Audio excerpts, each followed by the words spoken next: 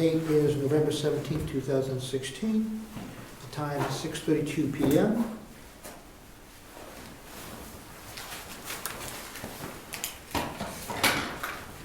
Rick Surrette. Tardy. David Champy II. Present. Rob Collins. Here. Geary Ciccarone. Jim Freeman. Ed Comeau. Present. Rich Zacher. Dianne Smith. Here.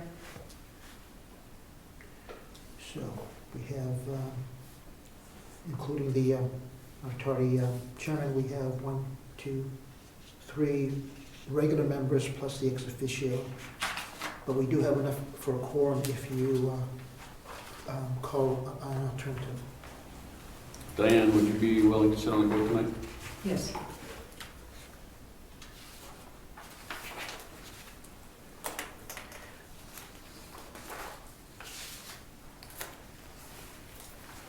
Public comments? Announcements and corresponding mail?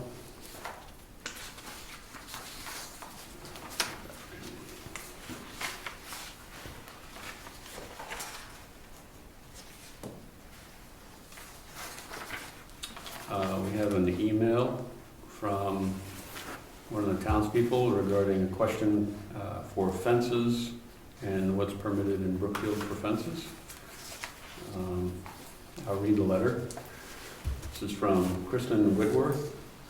It says, "Hello, I live on Governor's Road and our house sits sideways to the road so that our backyard is visible from the road. We'd like to put up a privacy fence and we are unable to find any information in the building ordinance. Are fences permitted in Brookfield? If yes, what's the next step that we should take?"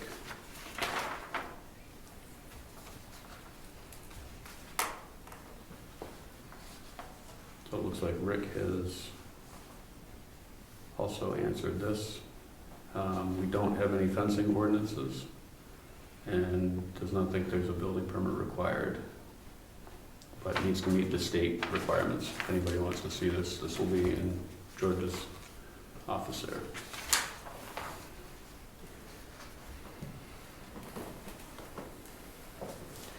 Another email came in from Rachel Mack. Let's see, this is from Stratford Regional Planning Commission. Looking to schedule a meeting. George, this is addressed to you, right? Yes, it was. Obviously, they made a mistake as far as my position here. Okay. I'd like to schedule a meeting with Brookfield. SRPC has been working on an update to standardize the map set, and we're seeking input from member committees about their content and accuracy. It'd be very helpful to get your feedback about the community feature map. If you are amenable to the meeting, I can visit your office at your convenience, or if there's better contact persons or requests, so we can answer them, set up a meeting with them. Mr. Chairman, does it say a feature map? Is that what you said it was? Thematic maps Oh. that SRPC maintains for the region. Thematic?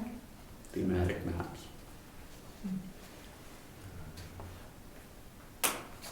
So your thought is to have them come to one of our meetings, do a presentation or whatever? Yeah. Okay.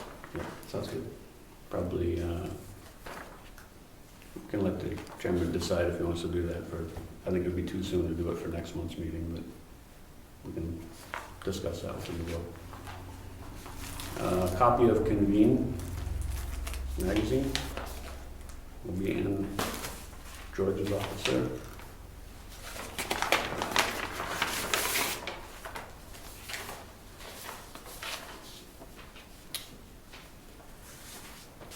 So this is a plat from Mark and Susan Stengel on Bryce Drive. They're required to submit a plat for information purpose only. Plat is a boundary survey of existing boundaries and is not a subdivision. I'm not sure what this was referring to, there was no additional, did you get any additional information with this, No. George? No, I believe that that's just purely a requirement of the RSA. It's just for filing purposes, from what I understand. Okay. It has nothing to do with the planning board. Okay. You'll file this appropriately? Is that the part of Rice Drive that has the right-of-way questions? Yes, So some landowner had a survey done, yes. and, okay. And when you have a survey done, it's a requirement that you send Just send a the plat. copy of the plat to town. That's a question. I would be surprised if it's a requirement, but if they want to use it as evidence for something or something, I mean, they probably have to. Was that addressed to the planning board? Yes, Town of Brookfield Planning Board.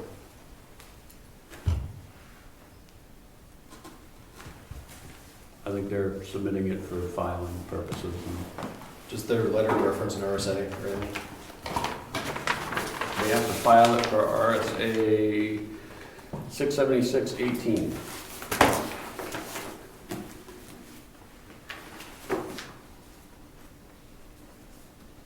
Six 676-18 is Register of Deeds. Register of Deeds who files or records a plat of a subdivision without approval. Oh, it's looking at me here. So it's just, It I says, guess, for information purpose only, the plat was a boundary survey of the existing boundaries, is not a subdivision. It says recording is allowed per RSA 676-18. Colon 3.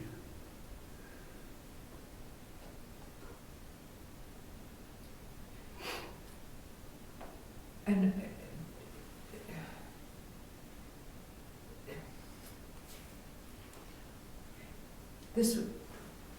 this parcel was, my understanding, and I just came in at the tail end of this in terms of my knowledge of it, was the parcel, it resulted in a lawsuit, and you probably know that. And it's curious that that's being filed with the planning board. And 676-18, Roman numeral 4 says, prior to recording any plat in the Registry of Deeds, the surveyor shall file, for information purposes only, a copy of the survey with the town planning board. So I think that they wanted to record it in the Registry of Deeds, and in order to do that, they have to send us a copy. okay. And that's all that says. I don't see anything else that we need to do other than know that something's been recorded. I guess we could look at it and make sure that it looks like we think that it ought to. Do we have anything But- to compare it to though? No, I mean, it's a licensed surveyor who, you know, at least according to this, it has to be a licensed surveyor to get it recorded, so yeah, I think we have to trust them, right? I don't know the area. I don't know. George, your file this?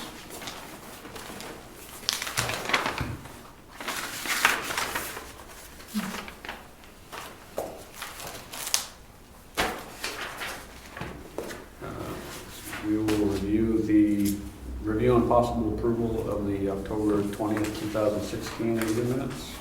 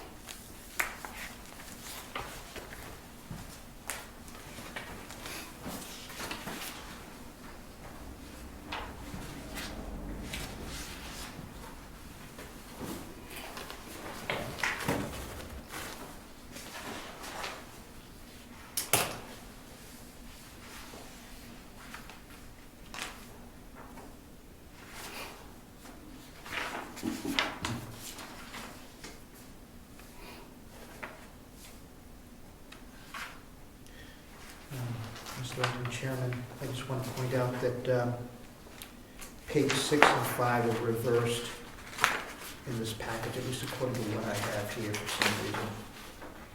So the pages there is just for some reason it's reversed order. That's interesting. All right.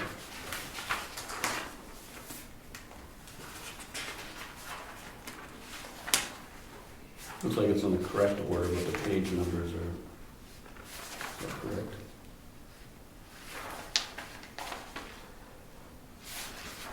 I see what happened. Thank you, Chris.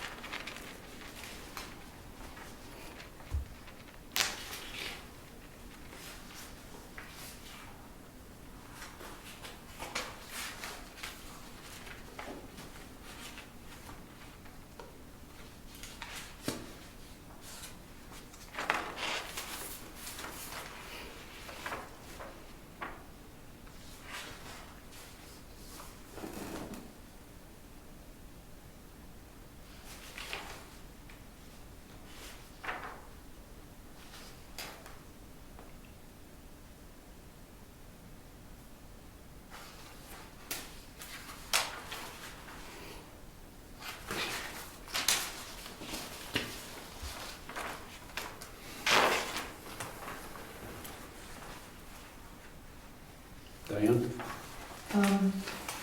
I would like to suggest an adjustment to, under old business on page 3. And everything after C1 to be struck.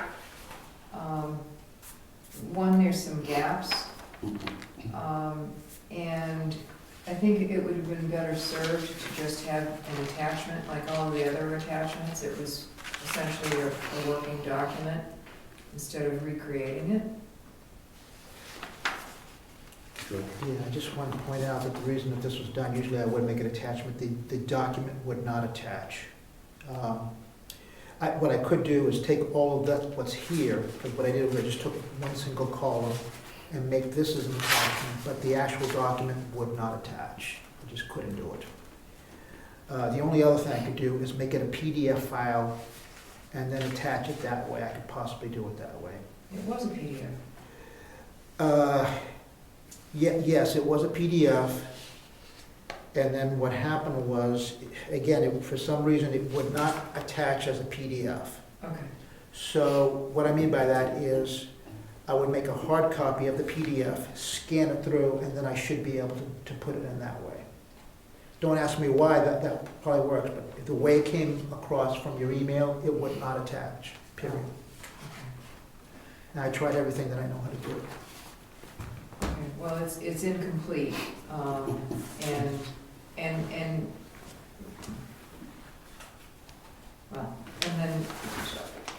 So Diane, are you suggesting, just so I understand what you're suggesting, to collapse all of number C2 down to like one sentence that says a number of changes were discussed, and then item 3 on page 5 is that Dianne Smith volunteered to include the amendments to the well, I was document? gonna suggest that 3 be eliminated because I didn't do that. At least, I don't remember doing it, it's not in my notes, and I watched the video, and I couldn't find me suggesting that I was going to do that. Are you saying that you want to put the document that you had handed out as the attachment? Right, like all the other attachments that we reviewed that night. Mm-hmm. It's cumbersome, and if you really want the historical record, it doesn't reflect all of the work that went into, the preparation and all of the he did include the citations, I think. Or maybe not, but anyhow, all of the explanatory text and so forth. If I remember correctly, we did create a working document.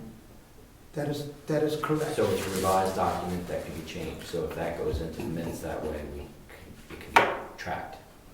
Yeah, I mean, the working document came across as a PDF from Dianne. I'm sorry, I should ask your permission, I'm sorry.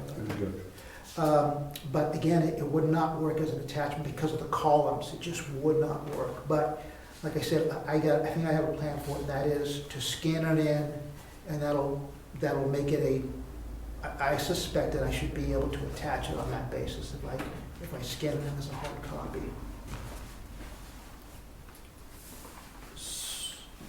Mr. Chairman? Go ahead. So we discussed, if I recall, we discussed a bunch of changes. Did those get captured someplace? No. No. Okay. And that was another reason for my suggesting that, as you suggested, well, I didn't complete the suggestion, was that we replace it with, there was discussion of the attached document, and it was going to be continued at the next meeting. George, can you try to remove everything below C2? And just say the proposed changes are listed accordingly and then attach the document into the minutes? Okay. Like I said, that is a working document, so as we work on that through the meeting minutes, we can update it, correct? Great. But as Rob said, were the changes that we came up with to the working document recorded? And are these the changes that we had to the working document that you've added? No, this is exactly what's listed in the working document. And I have deleted my, as this planning board has told me to do, I have deleted anything that was recorded by me. However, what I'll do is I'll look on Oversite.com and I'll see about documenting those changes for the next meeting if the planning board wants me to do that. And then that document would become the next revision of the working document. Does that make sense? Yes. Yeah. Okay. I kind of thought we were going to see that tonight, but...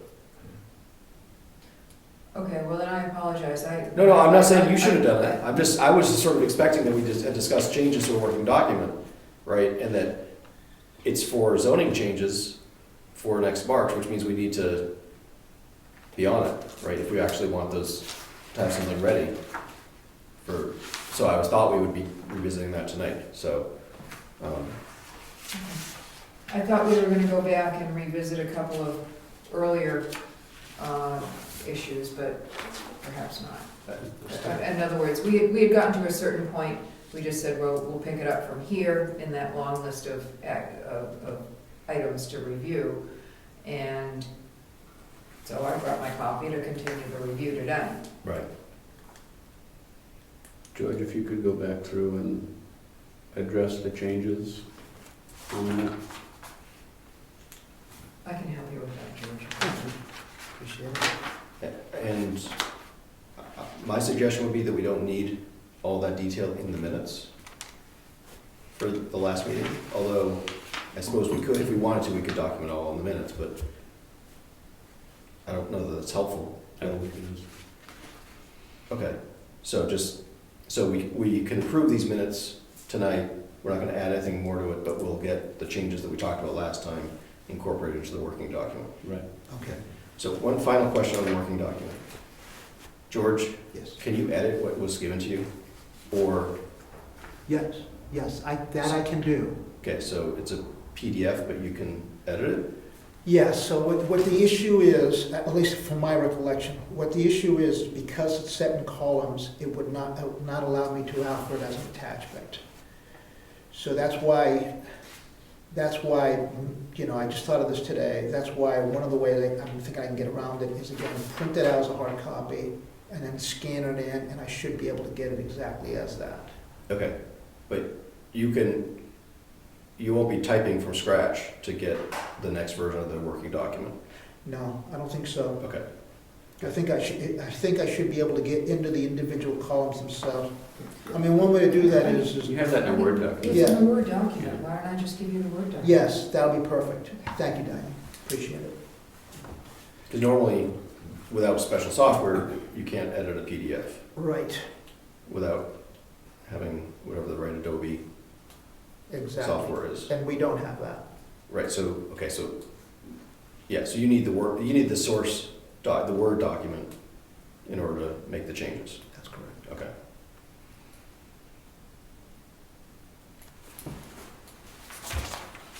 So where did we leave at the ADU discussion as far as the minutes? Item 1 stays, item 2 becomes something else, and item 3 goes away?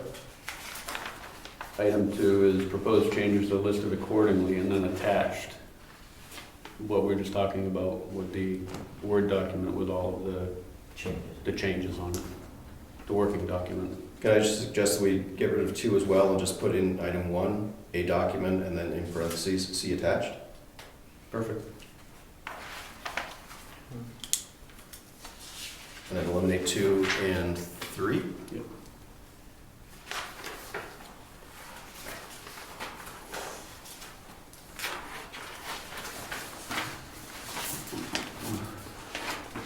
Mr. Chairman, I move that we accept the meeting minutes of October 20th, 2016 as amended. Second.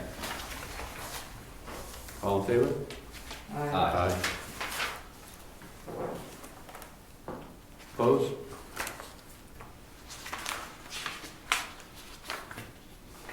Judge, accept the October 20th meeting minutes? Yes.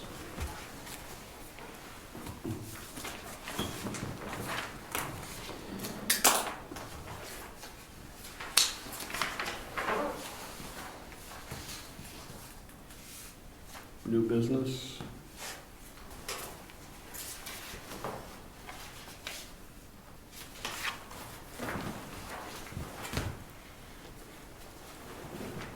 Judge has submitted his timesheet here. We'll have Rick sign off on that. Okay.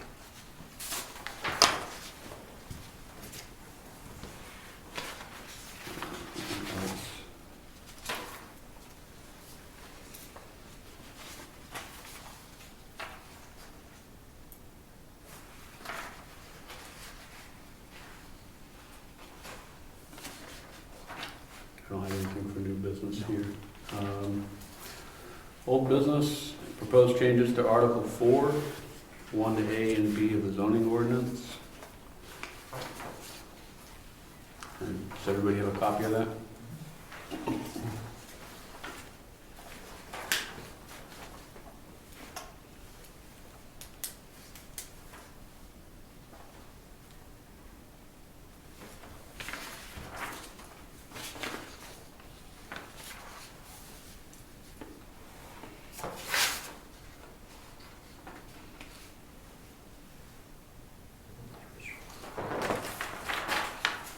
I'm looking for the original one.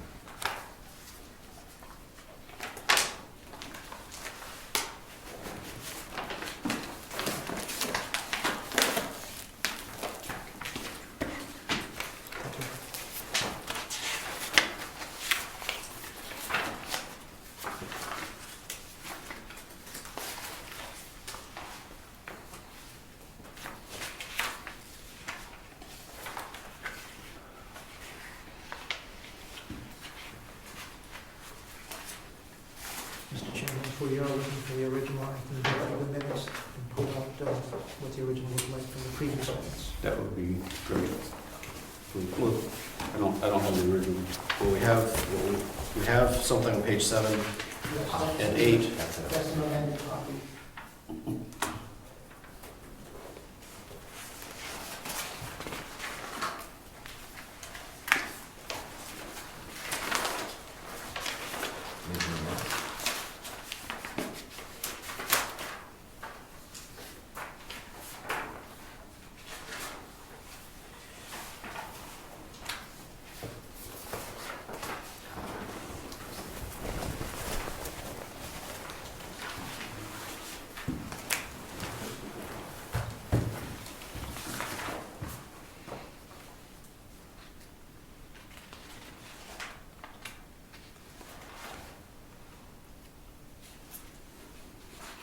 So under old business on 8, section 3, some of the changes were discussed on that. To see if it was reflected on here. Yes, the change, right, this new working document has those changes on there. The previous, the copy that's on, I guess, page 8, as Rob pointed out, is actually an amended copy from the original, page 7, actually. And Mr. Comeau has in front of him the original copy as submitted by ex officio Rich Zacher in September. I'm sorry, not September. Yeah, September.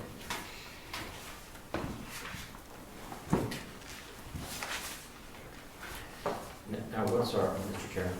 Yes. Now, what's our next step with this? We agreed on this working document. Someone refresh my memory of our next step at this point. Want me to take a stab at that? Yeah, if you could, Rob. Sure, happy to try. If we get to the point where we think we want to move this toward the ballot for the March election, we would, I think, vote through a motion to do that. The next step, I think, would be a public hearing, and which would require, appropriate notice and all that. And eventually we would have to vote to put it on the ballot or not, as a warrant article, and then we would have to work with the attorney to make sure the wording, she didn't have a problem with the wording, get the wording for what would go on the ballot itself, all that. Mr. Chairman, if we have a public hearing, will we do what we did last time where we had, one document against the other one so the public understood what the changes were, and then I think that would be the... I think it'd be wise to do that, yeah. Now, Mr. Chairman, I think you probably remember that Mr. Zacher brought this forward. He's not here tonight. He asked me to suggest a change to the current working document. And it's a simple change in the last line where it reads ingress of the lot or the septic system and well of any abutting lot. The suggestion is to change the word, that last and, to be or. So it reads septic system or well of any abutting lot. If I'm understanding this correctly, Mr. Chairman, so it's gonna say egress of the lot or the septic system or well of any lot? That's the suggestion. Okay, thank you. How are you, Rick? Good, how's it going? Good. You want to finish the meeting? We've got a little bit of time left, if you wanna All right. come on in. We're just reviewing the Article 4, of non-conforming use, suggested by Rich Zacher. That's right. He said he talked to you about... Yeah, so Thank you, Dave. So his suggestion is to change that and to an or. Just to make it more clear that if the proposed change impacts basically any of those parts of the abutter, any one of them, one or more of them, then will be covered by that section.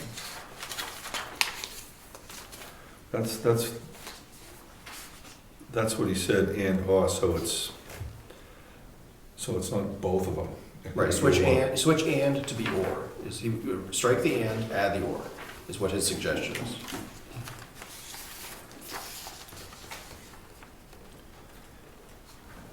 Is everyone okay with that so far? Makes sense. Do you want it as a motion? Yes. Mr. Chairman, I move that the non-conforming use working document, version dated 10/20/16, that we change in the last line, where it reads septic system and well, make that read septic system or well. I'll second. Discussion? Yes, why the change? I mean, what was the, Rich's rationale was to make it clear that if the additional structure being proposed affected an abutter's well, but not their septic, it would be, so just to make sure that it's clear that the intent is that the ingress is protected, the egress is protected, the septic is protected, and the well is protected. Any one of those being affected is, triggers this section, right? So just so it's not, so somebody doesn't just come back and say, well, it's affecting your well, but not your septic, so that doesn't count, right? So it's just to be clear that any one of those is enough for this section to be triggered. It's important to have that too, because those small lots of tight quarters. words mean something?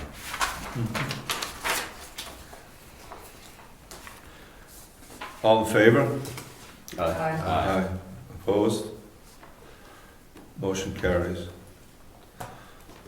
So now, the next step on this would be to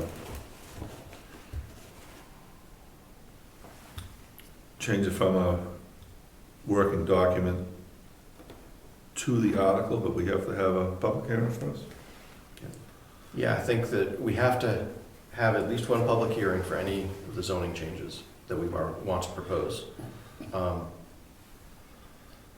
I think, we can always change our minds later, but I think this is probably ready to, move forward if we want. I agree. I think it is that big change right there, because we've been throwing this around for. Yeah, I haven't heard of any other things that anyone would want to change, but I think if we just want to get it taken care of, I guess we could do a motion to,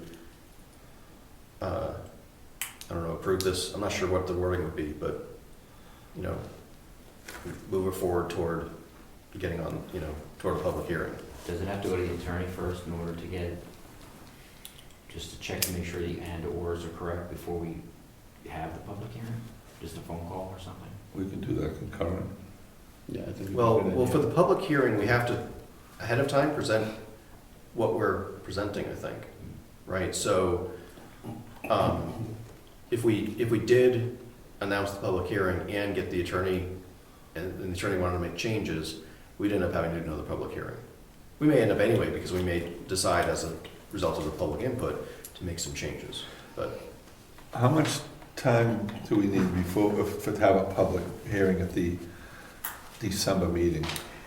So, according to the schedule that SRPC has sent out, January 12th is the last day to post or publish a notice of a first public hearing if a second hearing is anticipated. So that would be the publishing date.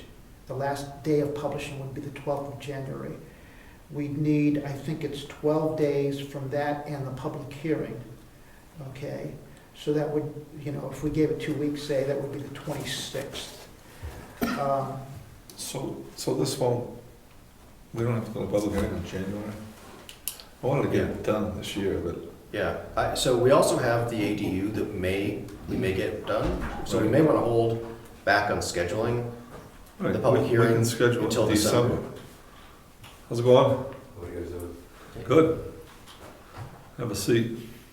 I think this meeting's gonna be under control. Oh, man. Okay, so So can I suggest that we maybe I think the next step on this might be to put together the before and after view of it, so that somebody who isn't familiar with this can look at it and see what's changing. Because I think that's gonna help the attorney as well. If we have the attorney review it. well, if we Certainly we'll need that for the public hearing, I think. So if we put together a before and after, and have George mail that to us and the attorney, and tell her this is what we want to do, and get that blessed hopefully, and then we all set the date for the public hearing at the next meeting. Would that work for everyone? Well, that'll put the public hearing into January probably, Right. right? Because we meet late enough in the month that even if we noticed it right away, it would Right. probably be the first week of January at the earliest. So now we'll get we like this, so we'll get the before and after put in front of the attorney just to make sure she thinks it's worded okay and that we did a good job. And then we get that back, we'll see that in December and we'll schedule a public hearing, plenty of time.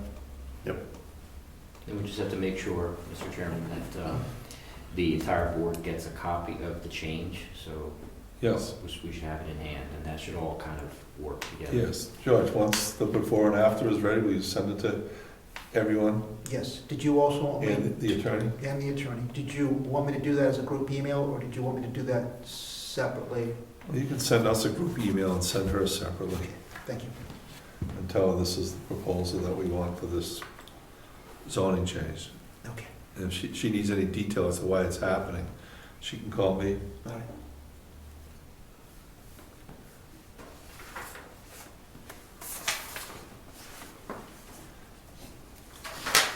Did we vote to accept this? I don't recall.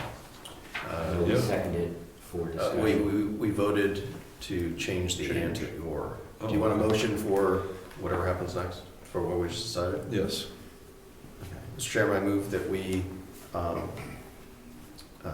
accept the amended working document as a proposal for a warrant article for the March 2017 vote. A second? Second? Discussion? All in favor? Aye. Opposed? Motion carries. Thank you.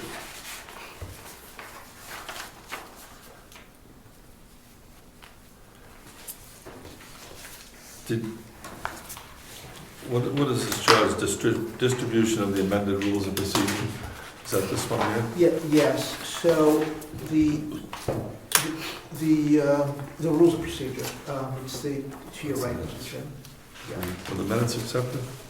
Yes. What So, changes? yeah, did you want me to explain, Mr. Chairman, or? We'll get back to that. Oh, yeah, explain this. Oh, yeah, Oh, I so, thought, I'm sorry. so all there is the exact same things that is in the minutes that that I reviewed as far as what was changed. And a motion was forwarded to present this as a working document through email, which it was sent out. And all this is, just has the exact same changes that were in. The only thing that was added to this document, under the assumption that this proposal would no longer be a working document as of today, is if you look at that document, it has today's date at the bottom of it.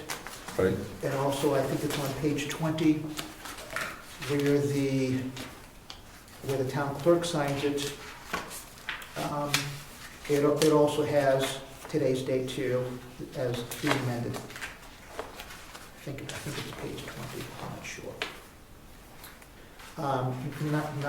Not 20 in B, but 20 of the main document before you get to Appendix B.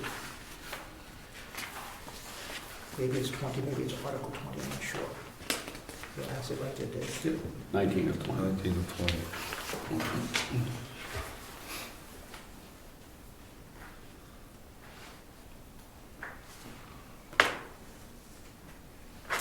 And again, this is not an official document, even if we approve today, because it still has to be signed by the town clerk.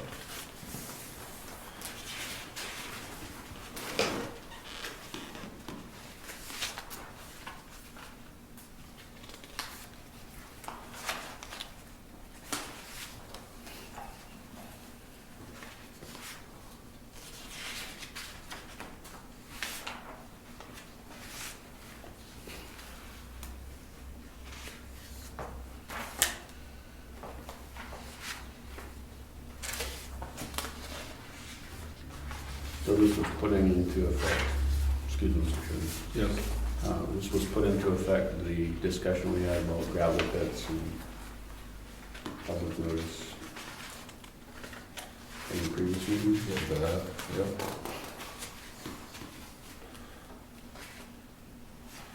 that correct, George? Yes, yes it is.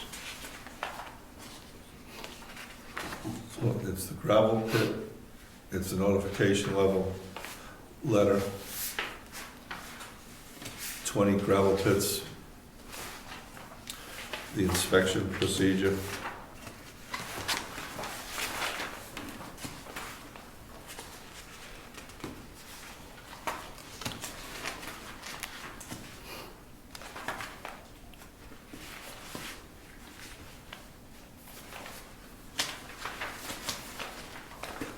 Includes this about a notification form. Yes, that should be it there. That's it.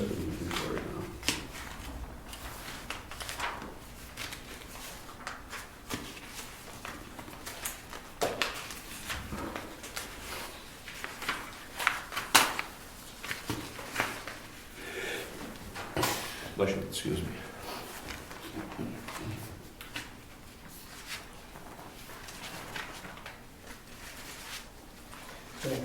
Appendix N.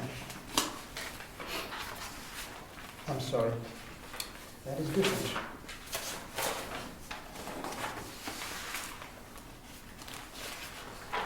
So we added Appendix Y, Appendix X, W,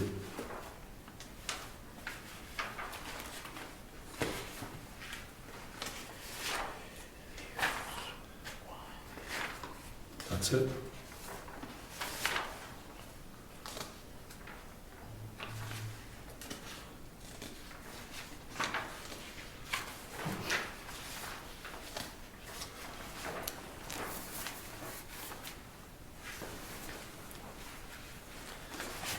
See the gravel pit inspection form, I don't see a butter notification form, no, correct?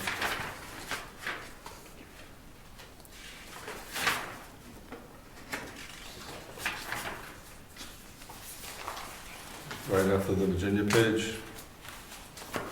What we just looked at.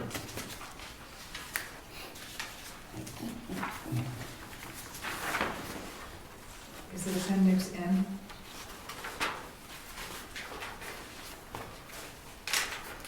N, N is in Nancy?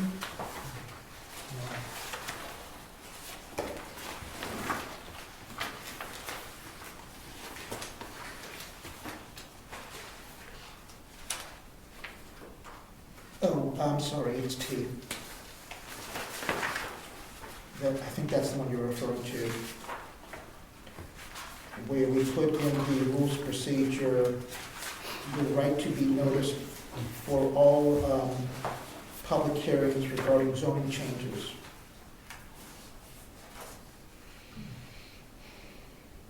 And that was instituted because of an RSA.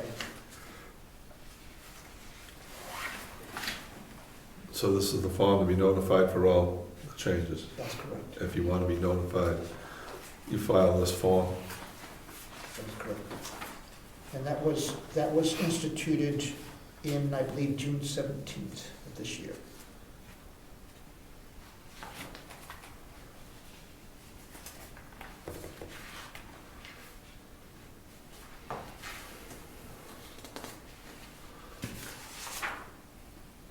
What I'm not following is this page 13 of 13. It looks similar to N, Yeah. like Dianne pointed out. N was previously there from years past, and that was strictly for the purpose of,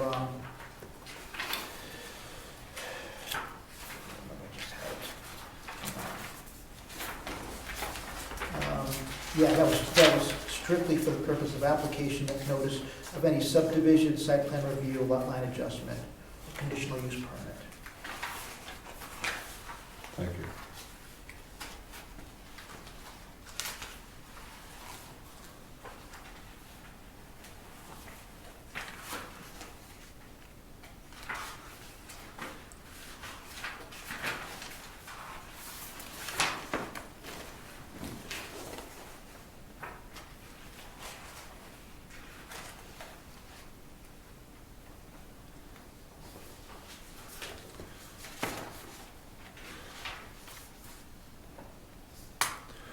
Okay, the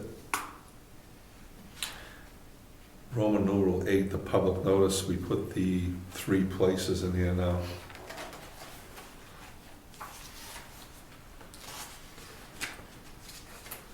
I mean, Roman numeral 13, Yes. Yes. 13-1, Yes. and then Roman numeral 8.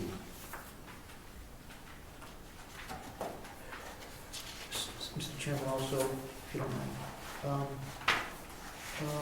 in 13.13.5 is where the appendix N applies to. We added that earlier this year, like I said, I believe it was June 17th. And that's according to RSA 675-7 regarding zoning changes that includes 100 or fewer properties. Okay.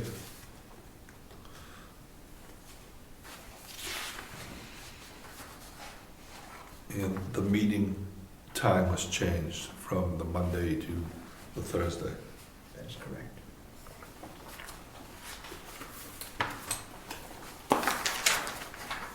Does everyone follow these changes as they were in the minutes and are now in the rules of procedure?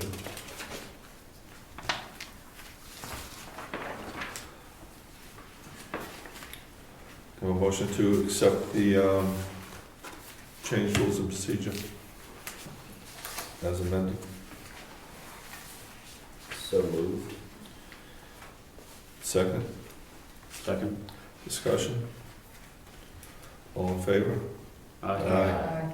Opposed? Motion carries. So no more changes to this. This what we have in our hand is the same as the website. No, sir. The website has not been changed. This right here was and still is, I'm sorry, actually, was a working document before this last motion. Okay, so now the website will reflect this That's correct. as soon as possible, I right? will change that, yes, sir. Okay, thank you.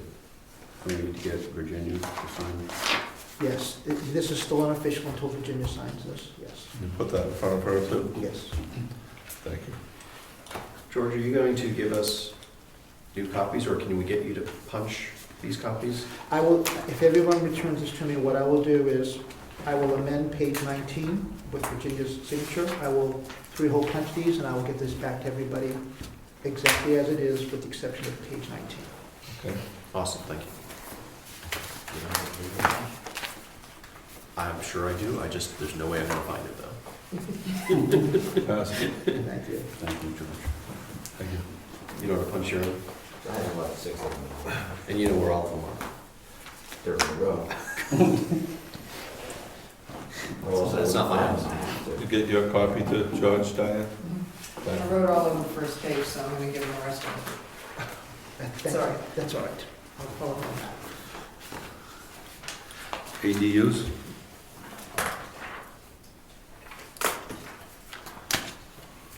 We had some discussion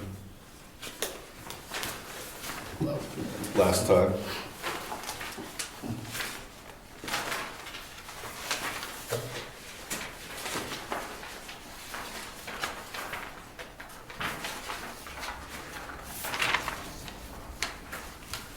David and Diane, you want to take up where we left off? Or? Mr. Chairman, we don't have the updated working document? Do you have the changes? Did you keep track of them? Well, So we can discuss with I them? have my notes, and actually I was hoping that we could start off with just quickly reviewing. But no, so if there was a discussion about this being revised by me for presentation, I missed it, I couldn't find it in the video, and so it's not available for this evening. And in preparation for tonight's meeting, I took out my notes, and we had, pretty substantive discussions back and forth. I'm clear about most of it. I had some questions actually on the first page on how we had left it. So I was hoping to just quickly re-review that. We had agreed to skip, to delete all of page 3. And so I think the rest of this will go fairly quickly. So this, in the minutes, this is what was changed and struck in page 3 of 13 and page 4 of 13, that's where we left off. Mr. Chairman, those, all that is just a copy right out of the document itself as presented last meeting. Okay, So what we had discussed earlier in the meeting, Mr. Chairman, okay. was documenting the changes that we had discussed from or during the last meeting and updating that in the next meeting minutes. All Or right. the revised meeting minutes.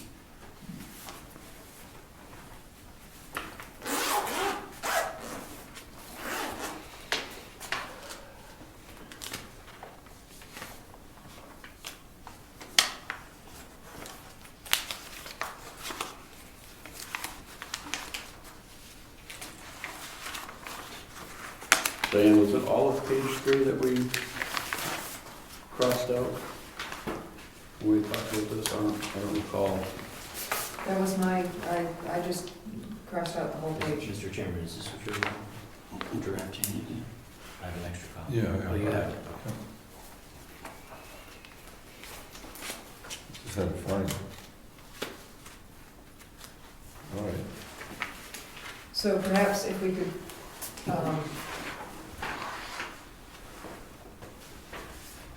just start again on, hopefully folks have their notes from the previous meeting.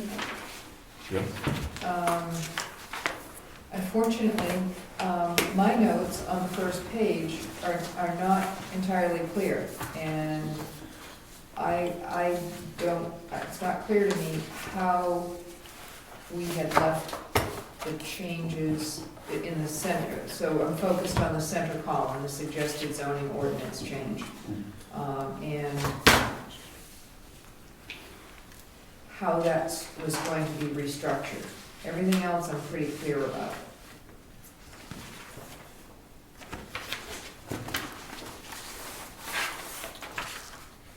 So I don't have any striking the notes on that either, maybe it flew through. Okay, Shall we just look at it again and make sure?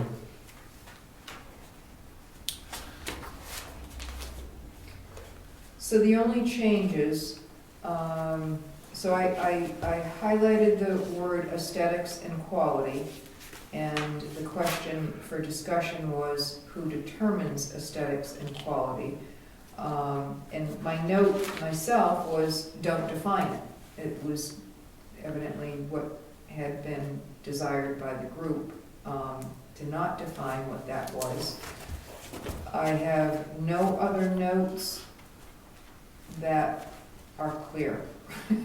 Sorry. Well, yeah, if we went to define aesthetics and quality, we'd end up with a book, right? Yes, we actually, I do recall we talked a bit about that, and I think everyone was fine with not trying to pin that down.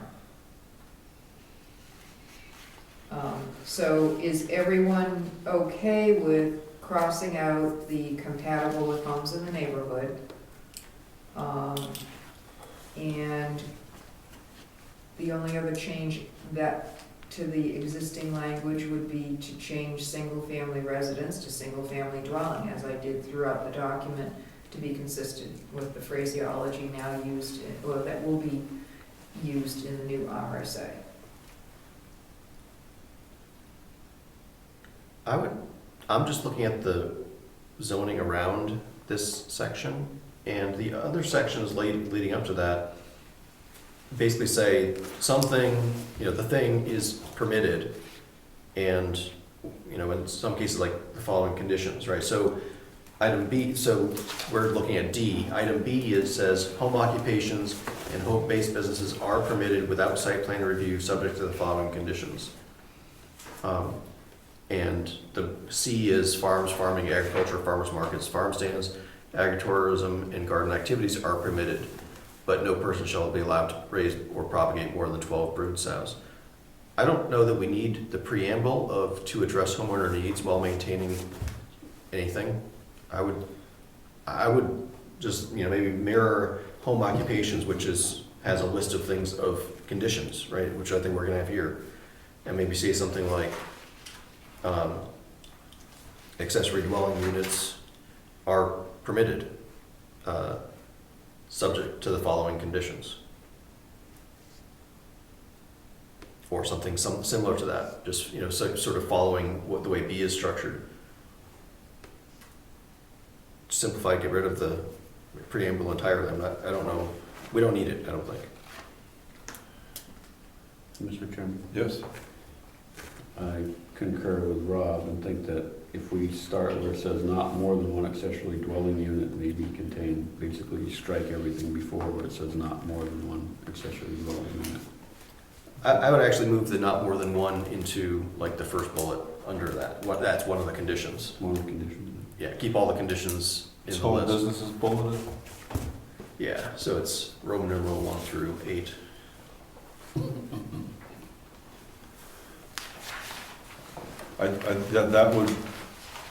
That would keep it consistent with the other part of the zoning.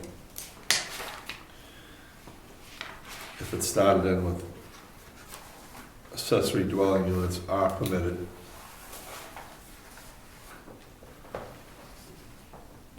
So to be concrete, I think for this first item, I'm suggesting that it read D, accessory dwelling units are permitted, subject to the following conditions, colon, and then Roman numeral 1, not more than one accessory dwelling unit is allowed per lot, is that? Or should we just say, well, this has two things in it. One, the two conditions that are here are that only one is allowed, Right? and it has to be attached. Yes. So I think those are the first two bullets. Was part of the state thing unattached? They do allow us to allow them, and or prohibit them. We are not forced to allow detached ADUs. Okay. So that's SB 146, referring to 674-73, detached accessory dwelling units. A municipality is not required but may permit detached accessory dwelling units. So after the colon, I suggest Roman numeral 1 accessory dwelling unit is allowed per lot. First you said not more than one. I'm sorry, not more than one. I guess if you want to keep that language. Not more than one accessory dwelling unit is permitted. Roman numeral 2, the accessory dwelling unit shall be contained within the single-family dwelling.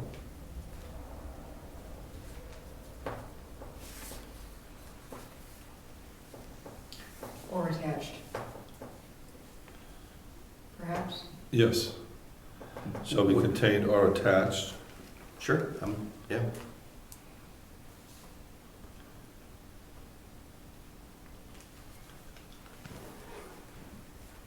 To a single-family dwelling? Yes. That's it? So that's the intro and the two Roman numerals 1 and 2. I think that's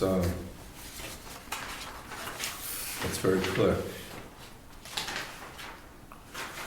Yes, you mentioned separation with the door. Is that also in there? That's the next one, which is on the next page, on page 2.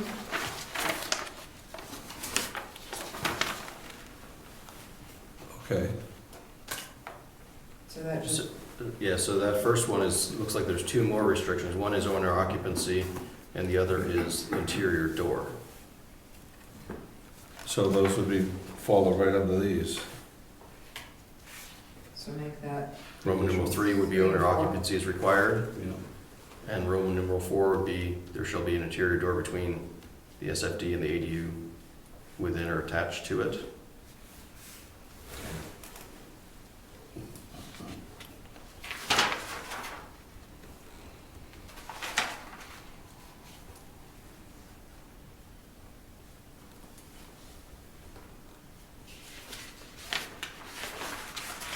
And do we still want that any town regulation applicable? Do we want that clause as well? well, that was the justification for eliminating all the ones that were on page 3. Okay, so that would be Roman numeral 5 then, would be any town regulation applicable to SFD will apply to the combination of the SFD and ADU.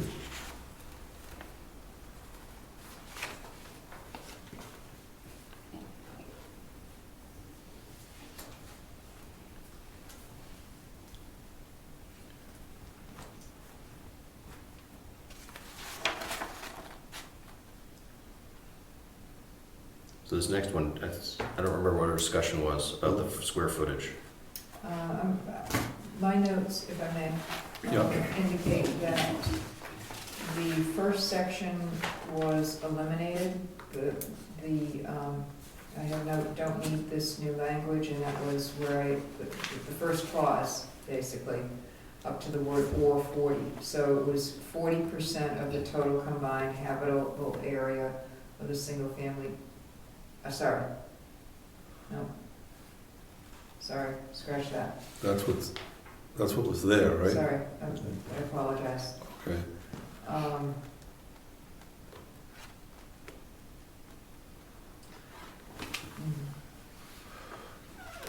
Do we need to restrict this? I'm kind of inclined to suggest that we don't put square footage limits. The only square footage limits, as I recall in the statute, are to, you can't require,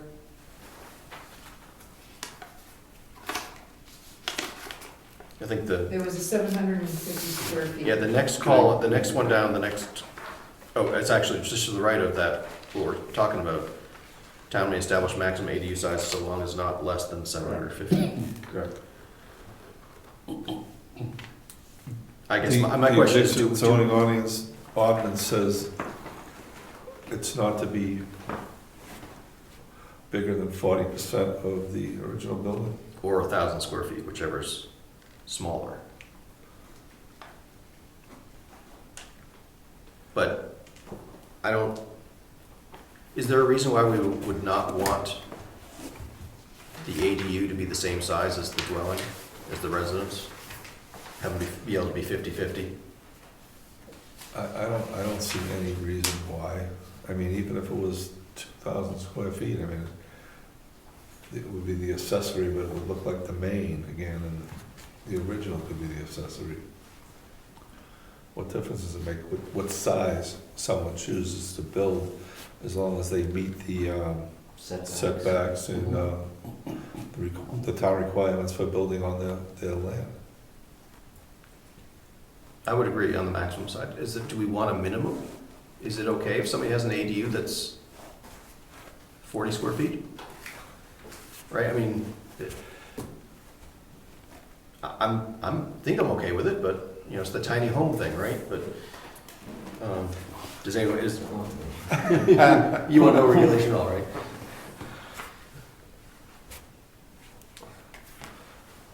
I don't know why it's our business what size. There's no state regulations on how many square feet a person needs to live, is there? I'm sure the federal government has that. There's a HUD requirement. Yeah, that's HUD has have something. requirements for it. But we already require that the house be 864 square feet. Right. So if somebody added something small to that and had 2 separate living areas, do we care?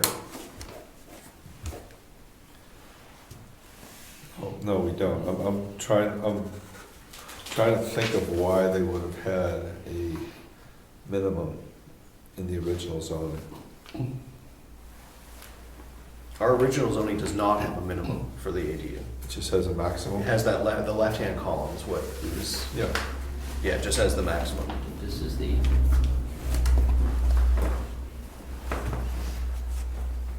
That's the state law. that's just the state law, just so you have it. Our current zoning, though, has the 1,000 feet or 40%. So the size may not be restricted to less than 750 square feet. Right, so if we kept our maximum, which is at 1,000, we can't make it smaller than that. And that 40% might compute to less than 750. Right. So the 40% probably is, I mean, unless we added like, you know, something that had the 750 in it to make sure that we were allowing the maximum to be at least 750. Well, if we I have, don't think that, I mean, if we have the 1,000 or the 40%, like we have now, it's an accessory dwelling. But to your point, if someone, I think that they have a 1,000 or 40 square feet in here because they want it to be an accessory to the original building, not overtake it. I'm sure that was the reasoning. They wanted it to be small, didn't want it to be comfortable. Didn't want it to be too comfortable, right? Well, Big sprawling house, you know.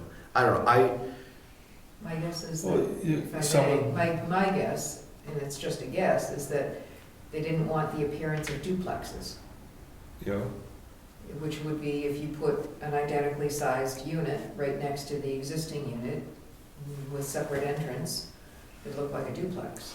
would it cause, if someone I'm wanted not to? saying that's bad or good, I'm just suggesting that that might have been the reason, I don't know. True. And that would keep it kind of contained in a house, and it would look like a single-family house. So I think that, Could we be opening up an end run around the building permit requirements, or No. anything to that effect? The item right before that, the number 5 that we just called out, says that, you know, all the regulations apply. So Okay. you do anything, you need a building permit. So if someone wants to build a 5,000 square foot accessory dwelling on a 750 foot ranch house, they can. Yeah, No room. yeah, I don't see why. Now, we're gonna have to defend this at a public hearing, and I mean, I think I feel comfortable, you know, saying I don't see why we need a limit on how big an ADU can be, but somebody else might, you know, argue against that and want justification, you know, so. I'm okay, I think it's defensible to try to get rid of it, to get rid of the limits, not have any limits, but. Yes, because it says while maintaining single-family residential aesthetics and quality, so. Yeah, we're talking about getting rid of that language. I thought you were getting rid of with the comparable with homes in the neighborhood. Getting rid of all that. We're just saying ADUs are permitted. We just bought it. At the very first one? Okay, yeah, we did get rid of it. All accessory dwelling units are permitted. And then we go into 1, 2, 3, 4, 5.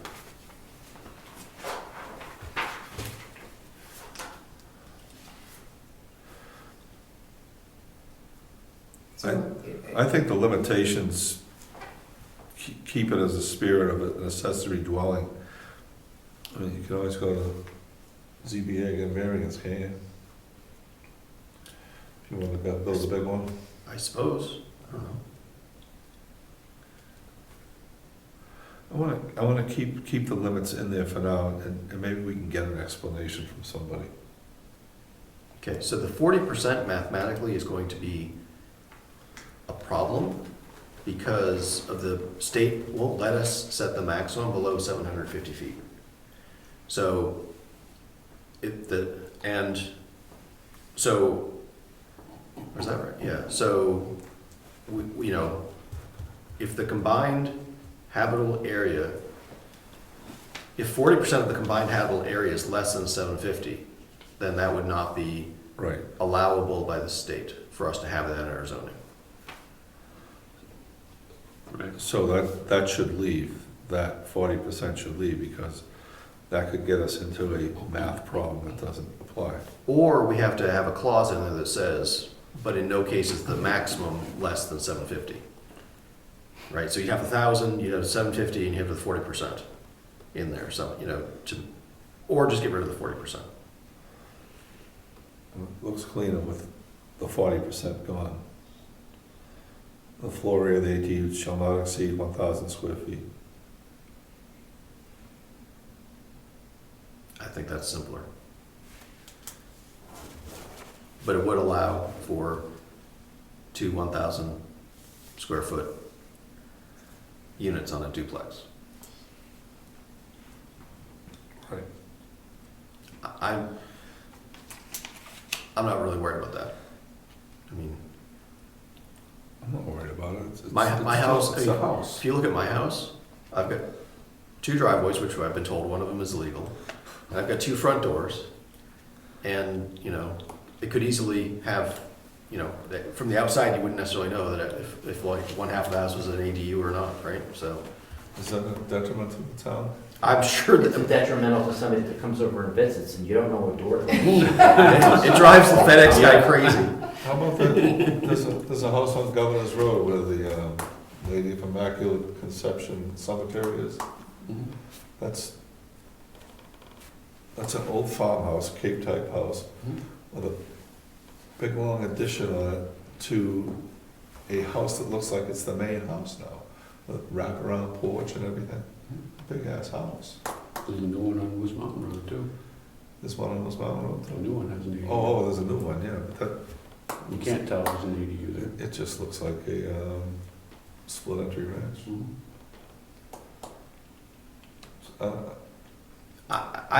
Look, well, I'm okay with if we want to keep the 1,000 feet, but my preference would be get rid of the maximum entirely.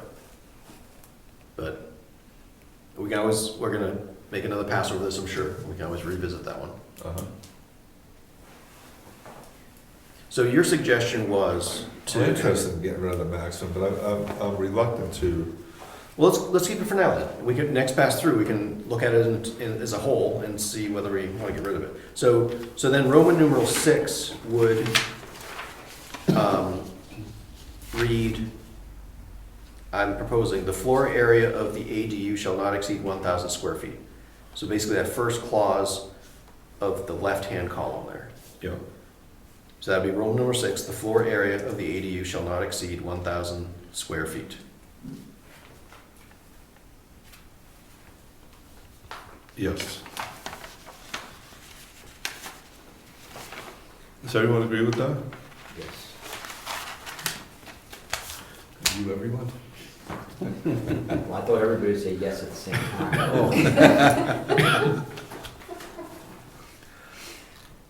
All right.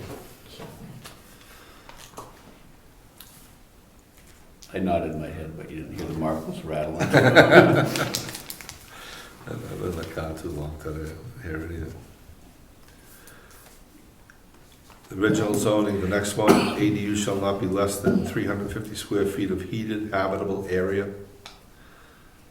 There should be no more than one occupant per 250 square feet of habitable area.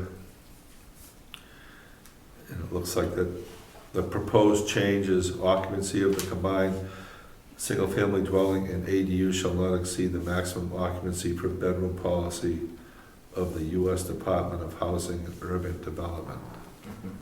I object to referencing HUD. I We checked agreed the referencing to on it. delete that at the last meeting. Okay, so do we agree to have no minimum at all?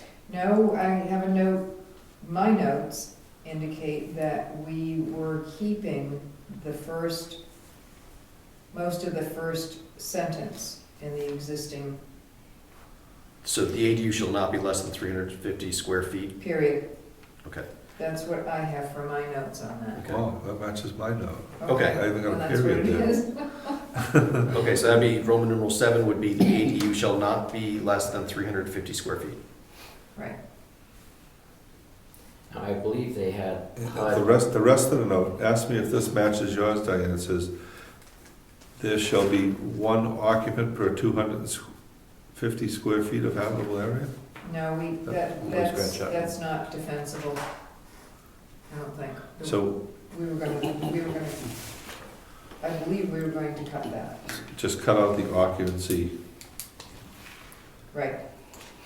Okay. So, 7, 7 reads the ADU shall be not less than 350 square feet. of heated, Nope. Just square feet. okay. If they want to live in the cold, they can do that. Yeah, we aren't required to have heat, are we? No, No.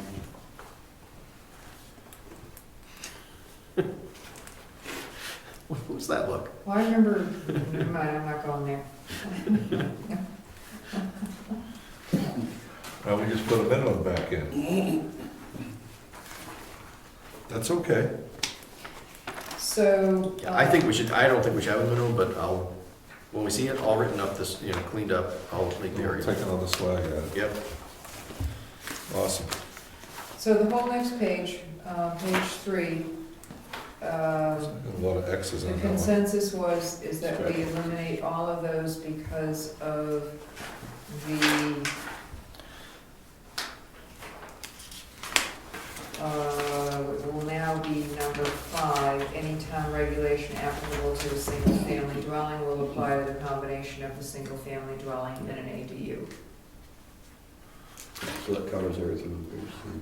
So the existing 5 is about off-street parking and driveway. No driveway. 6, the existing 6 is about applicable building and fire codes. Building, number 7 is a building permit required. So is number 8. Regarding renovation or modification, and a certificate of occupancy is number 9. And we struck those because that's all redundant to the building codes, correct? So it's redundant with respect to town regulations applying to a single-family dwelling. So if Okay. they apply to a single-family dwelling, they should apply to the ADU. So after all the X's, what's left for number 8? Well, so that brings us to the top of page 5. Top of page 4, right? Sorry, top of page 4. And that's where we stop. Okay. So this is new ground. I have no notes on this, obviously. Well, page 4, number 10, seems to be following the spirit of page 3. It does say that separate systems are not required. Not sure why somebody would assume, if somebody would assume, if we didn't say anything about whether separate Well, systems are required, yeah, whether somebody would assume that they might need that. well, look at the suggested wording. Well, I am, I'm just, Adequate provisions for water and sewage is also required for the ADU in accordance with, it's cleaner. Well, I added that clause about separate systems.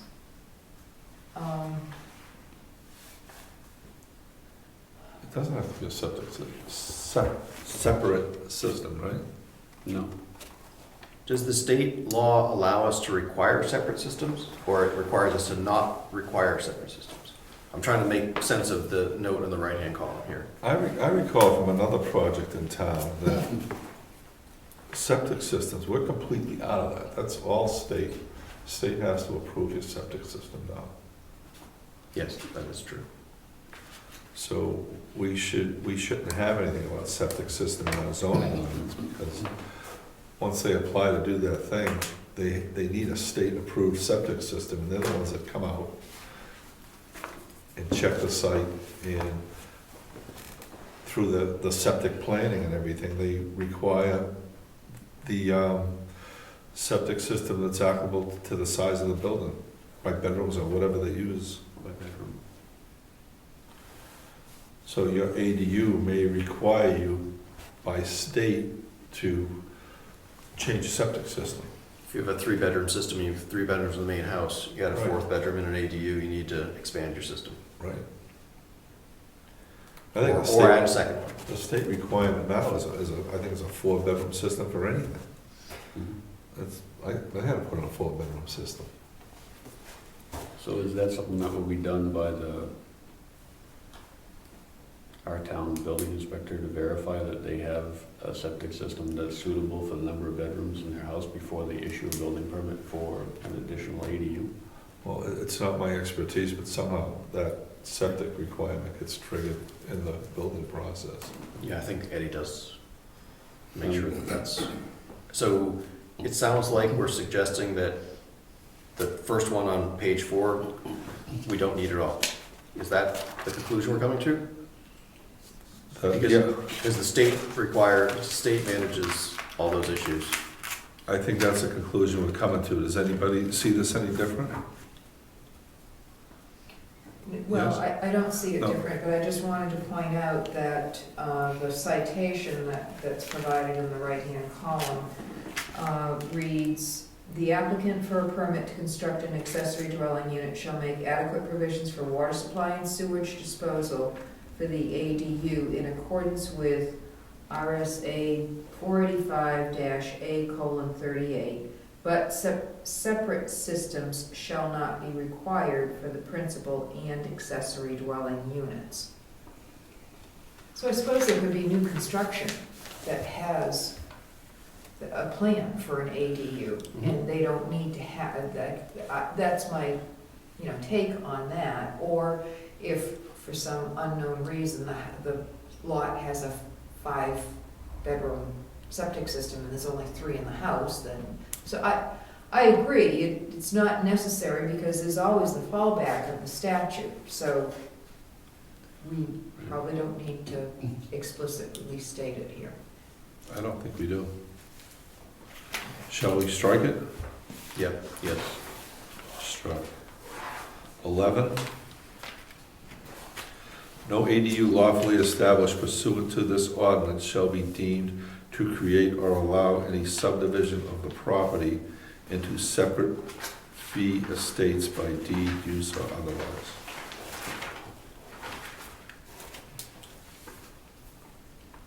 No suggestions or comments on that one, so we would like that to stay. That was one of the concerns at the beginning, right?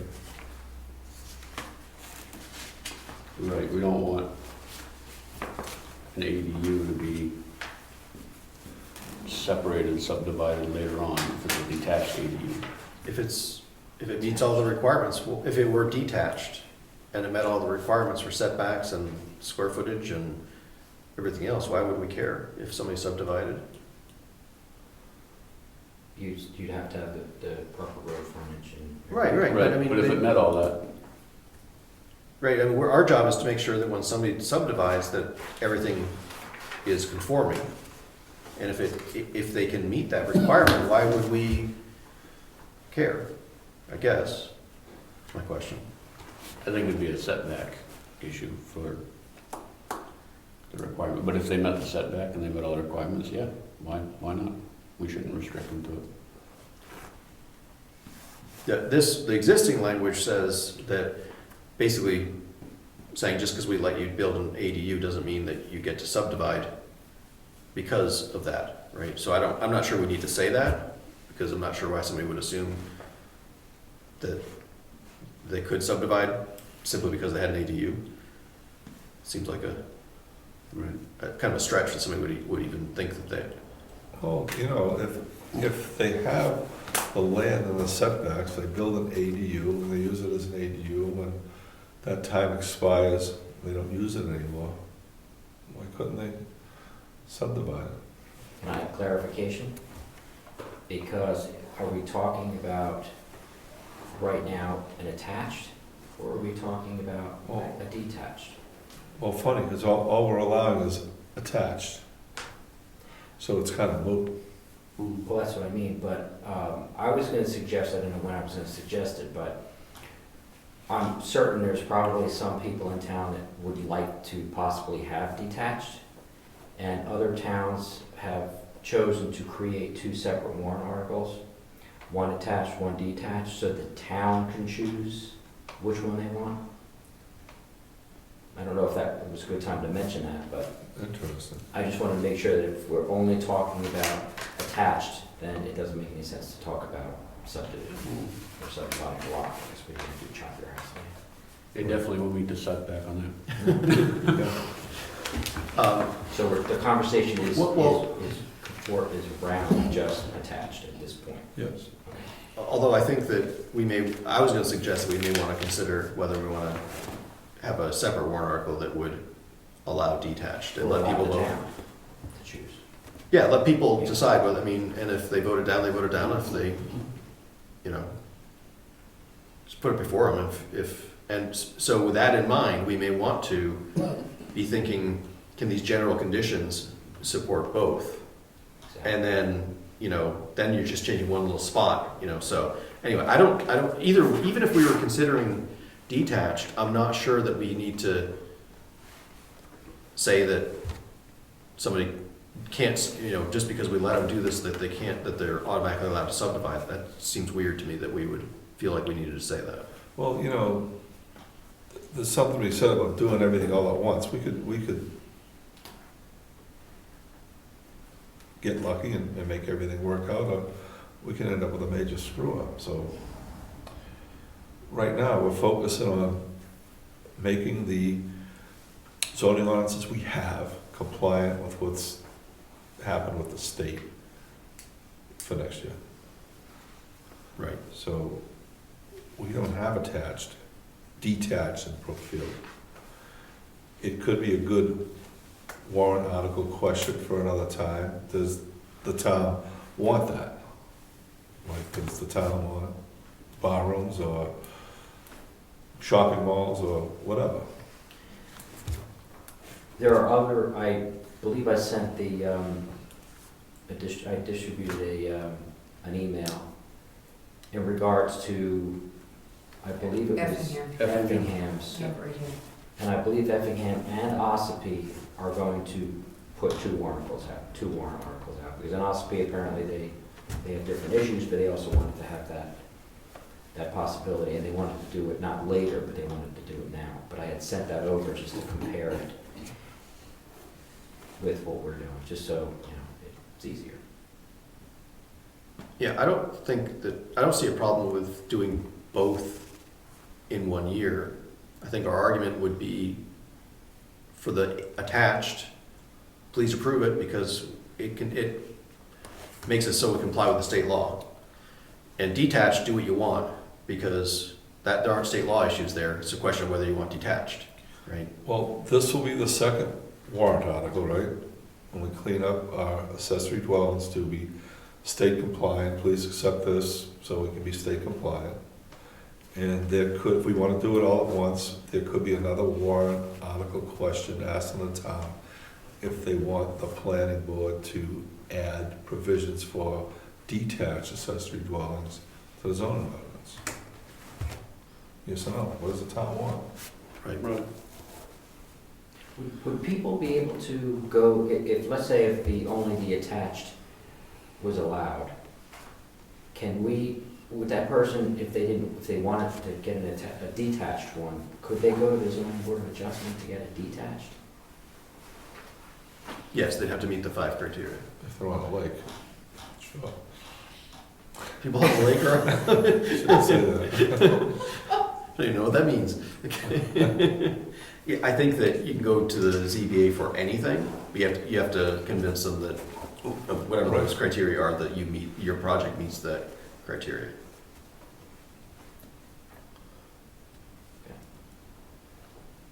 And Just my thoughts on this one that we're talking about that had no change proposed regarding the subdivision of the property into separate fee estates by deed use or otherwise. This is one of the areas where there is this very clear distinction between the detached unit and, I think, based on the discussion that we're having, between a detached and an attached accessory dwelling unit. I'm reading this because the existing language is only referring to attached, and I read that as you can't condoize the ADU. You can't sell the ADU. That's how I interpreted that That's right. particular Yeah. section. And,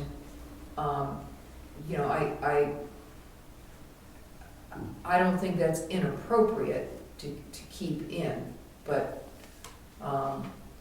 as far as the detached, I'm behind what you guys are talking about, or for having perhaps a second, kind of an adjunct proposal for the detached accessory dwelling units.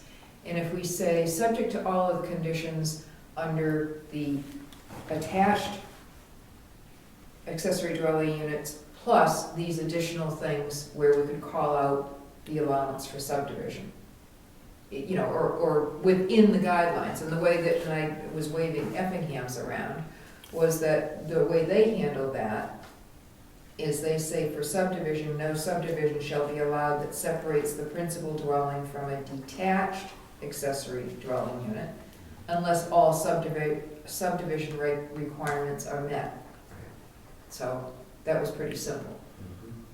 And I thought that, that's a easy way to deal with well, yeah, that. that goes just with what we were talking about. If all the setbacks are met and the road frontage, et cetera, what's to stop them from subdividing a detached? Right. But to your point, when you Right. said this is probably in there to prevent a condo or duplex type situation. And what their very next item is sale of the ADU.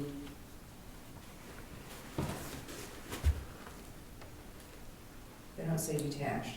Sale of ownership of the ADU separate from the principal dwelling unit is prohibited, and I'm reading that. It doesn't say attached, but I'm reading that as attached, which would pretty much say what we just talked, that perhaps the meaning of the existing language is. I didn't ask any questions, but. Well, their language is much more user-friendly. It's simpler. Yes, I think that's what I meant to say. Except you said it more simply. So. I'd like to see if anyone agrees that this should stay 11. I would like it to stay. Can we simplify it? Go with simpler language, if that's what we need? Sure. How about, can I make a stab at it? Yeah. I'll borrow liberally from Effingham. Ownership of the attached ADU may not be, all right.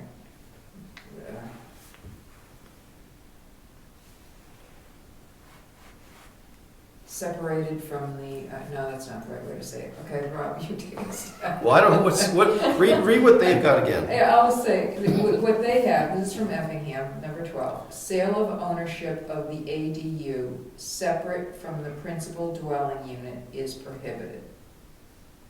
Why don't we just take that verbatim? That sounds fine to me. Well, because we're not using principal dwelling unit. Okay, well, then change principal dwelling unit to, Single-family residence Yeah. dwelling.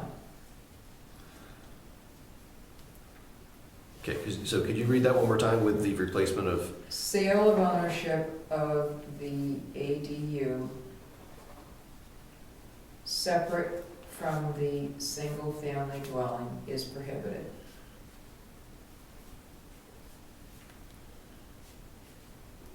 The sale of ownership of attached ADU? They don't say that, but, and since we I- are, I think that we can say just, I think we might want to go back to what's the first line, where it says accessory dwelling units are permitted with the following conditions, and maybe make that specific to be attached. And then if we do a detached ADU warrant article, that would be E or whatever, right? As separate letter, and say detached accessory dwelling units are permitted, and then have the list of conditions for that one, which may include some of these, but may have some different ones.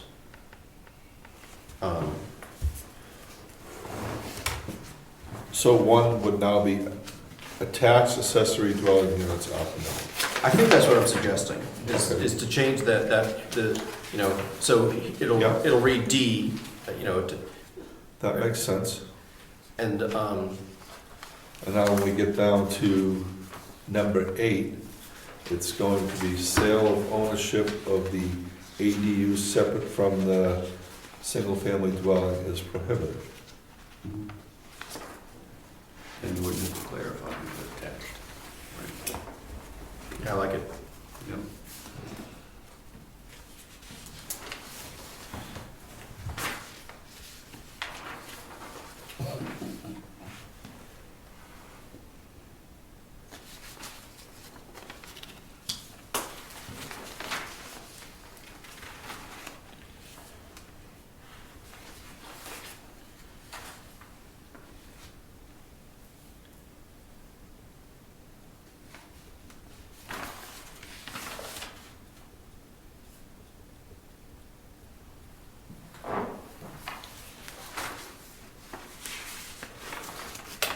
Does that swing both ways? If someone would sell a single-family dwelling separate from the ADU?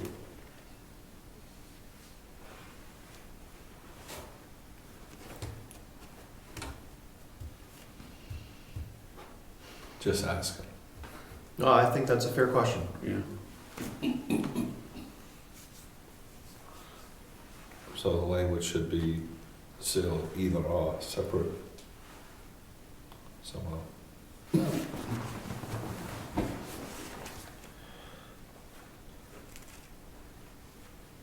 No, I think actually it says, I think that covers the case of whichever, neither one can be sold, I think, under the language that we've got. Sale of ownership of ADU separate from SFD, Yeah, is prohibited. right, which I think means if you sell one, you have to sell both.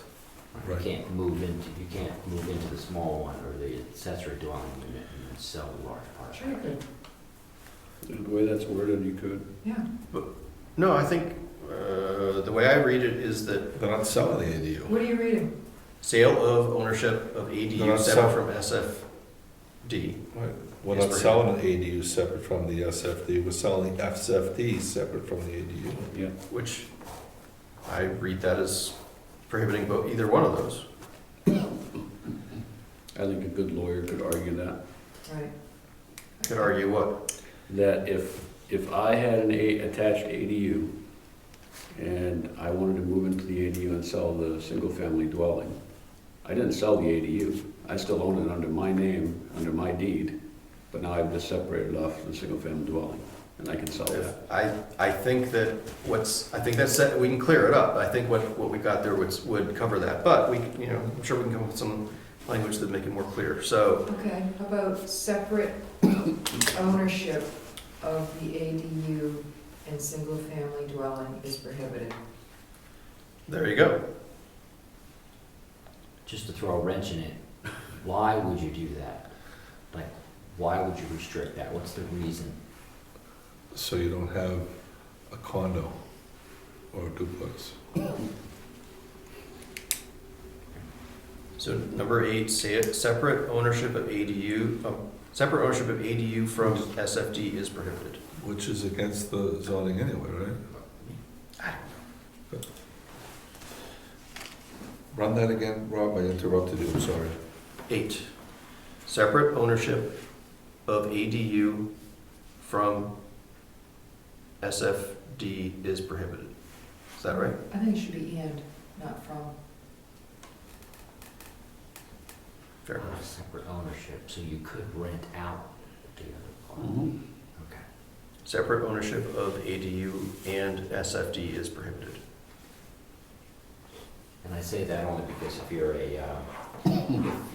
you're an elderly couple that you want to move into the accessory dwelling unit, and your children want to come take care of you, they have a family, and you want to rent it to them, that will be allowable. Mhm. I think you can rent it anyone you want. Well, I'm just using that as a good example that I think people do. That's okay, this is gonna go through the Mitchell filter anyway, right? Lawyers.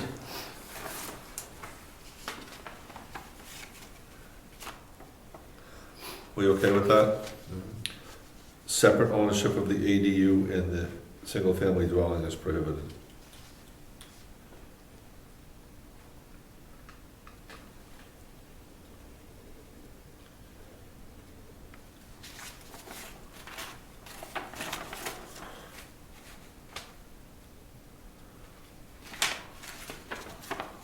Move on.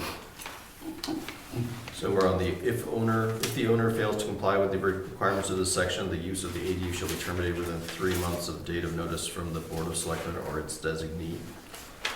The owner shall be subject to penalty under RSA 676:17 for each day the ADU fails to comply with requirements of this ordinance. That's the enforcement, right? We shall keep that? Right. The comment was, how does the person show that they reside there?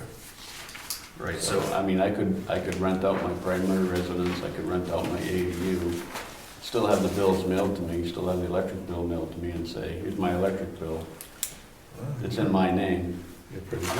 How do you prove that that person's living there? right, so number 3, we have owner occupancy is required within the SFD or the ADU. So that was, I've got my question on that is even, I think, worse. Lots, if you look at the ownership of property here in town, there are quite a few properties that are owned by trusts. Right. And are we gonna be in the business of figuring out who owns the trust? And what if the trust is owned by a parent, but their kid is living in the house? I mean, I just have trouble figuring out who the owner actually is, right? Just from, how is code enforcement officer gonna figure that out? Well, yeah. Let alone whether they actually are there, right? Right. Who is though? Which people are considered owners that could satisfy that number 3? What would trigger it? I mean, there's nothing that, what are you gonna do? You're gonna take a survey of everybody's house? I mean, I don't know. Mr. Chairman, Yes. along with that, corporations are not considered persons by according to the U.S. Supreme Court. Yeah. that's the reason for trust. Diane? I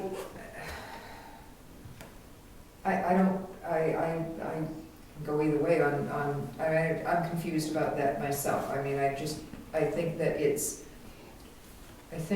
well, with regard to the trust issue, there always has to be a trustee, at least one trustee of a trust, in order, to my understanding. So you could say, de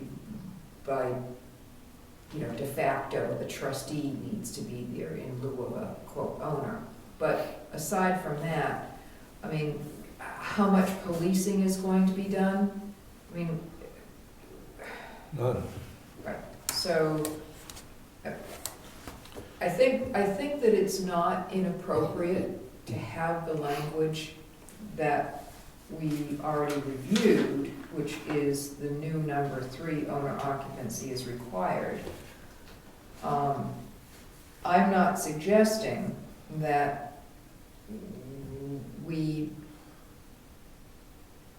that we establish a formal mechanism to document that ownership or occupancy. Right. I'm not suggesting that.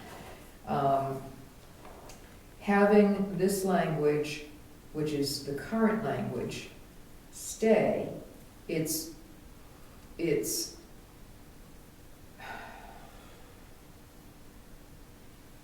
seems that it would be difficult to invoke this particular part of the article.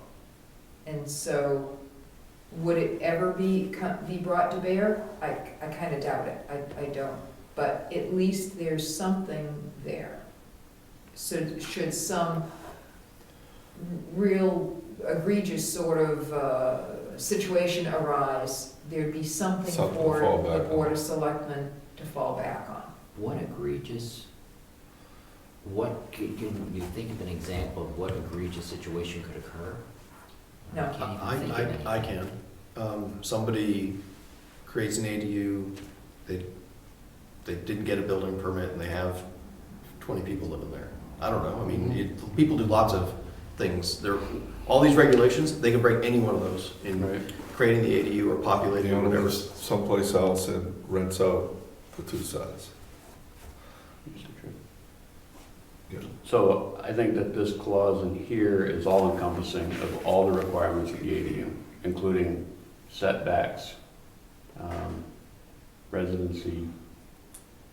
Yeah, It it's- doesn't speak specific to just residency. It says that if the owner fails to comply with the requirements in this section. So any of the requirements in this section, if you fail to comply to that with the ADU, then you There's fall into this There's penalty. consequences. Right. But I'm still stuck on our number 3 with, if we can't, so I think there are lots of, cases that we would agree are perfectly fine. So let's say my dad owns my house, or my dad is a trustee of a trust that owns my house, and my family and I are living there because he's gone to Florida now permanently or whatever, right?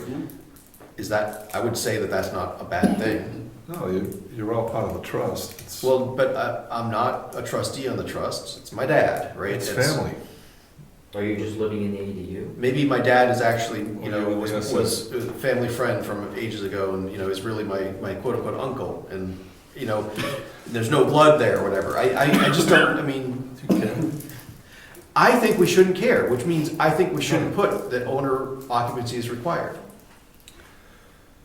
We have the same issue on bed and breakfast, or at least we did at some point, right, where, The owner has to be there. yeah. But I think that, We still have that. do we still have that? I think that's unreasonable, right, because I don't know, but that, No, I don't think that's unreasonable. That distinguishes a bed and breakfast from a hotel. I'm okay with the person that there is somebody residing there, and that Oh, they, yeah, right, I'm not disputing that, I'm just saying. caretaker. Yeah, I bought the property as an investment, and I want some guy to manage it, who's gonna live there and run the bed and breakfast, right? How is that any different from the guy actually owning the place and living there and running the bed and breakfast? I don't know, don't get caught. Jeez. Anyway, So are we concerned that we're gonna be setting up properties with multiple units on it that will become rentals? I'm not concerned with that. Well, the wording is alluding to that. Well, there may be people in town that would be concerned with that. That's likely why this wording is in there. And but what happens to somebody who, for whatever reason, they have to move because their job moved, and they can't find a buyer, but they wanna rent their house? hardship. Call hardship. If we can. Well, I guess my question is, It's a friendly town, you can work with people and stuff like that. why do we as a town even care? Whether the owner lives there or not. We don't care on a normal house. Right. Yeah, Right. The owner doesn't have to live in a normal okay, house. good point. We have houses here that other people living in that someone else owns, it's not in this, Yeah, this renter's in town. yeah. Yeah, so why couldn't that renter have an ADU that their parents live in? I don't know. Diane? I was just gonna point out that the statute says a municipality may require owner occupancy of one of the dwelling units. Doesn't require it. Brookfield's requiring it. I want to keep this in for now. It's there for a reason, so somehow it, Next swag, we'll get someone in here smarter than us and figure this out. Well, just because it's there for a reason doesn't mean that it's defensible, right? I understand. I don't that feel maybe- comfortable pulling it tonight. I'm okay with not pulling it tonight, but maybe on the, I'll just put, you all can think about it. You've brought up some great points. I agree with them, yeah. Well, most of them. you don't have to agree with them, just. Which one? He keeps talking about 3. Are we on 3 or 9? I'm talking about 3. I'm talking about that, I don't will, know which I'm talking about 9. well, I'm talking, so I'll put you all on notice that for number 3, I'm gonna, at a future date, gonna suggest that we strike owner occupancy requirement. So if you think about that in the meantime, I think you should suggest that at a later date. I will do that. Now, With regard to number number 12 on page 12, 30. I'm fine is with now 12. Number 9. I'm fine with 12 being 9. And with no changes, is that right? Yes. I have no arguments against that. N.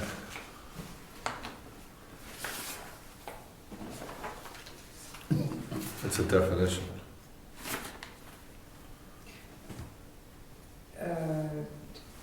You skipped one. Did I? You skipped the draft, at the draft. Oh, I skipped it because it's a blank. Right, there is no current language. This is to allow separate ADUs, detached ADUs. We're gonna, No, I'm not saying that we need to. This is Okay. for discussion purposes only. If you want to, because basically we're done, other than the definitions on the next page.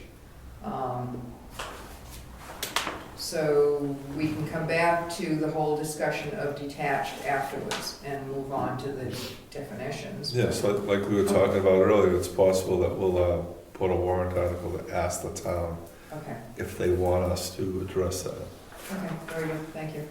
add it or not. Why don't we finish the definitions and then maybe we have time to address that real quickly.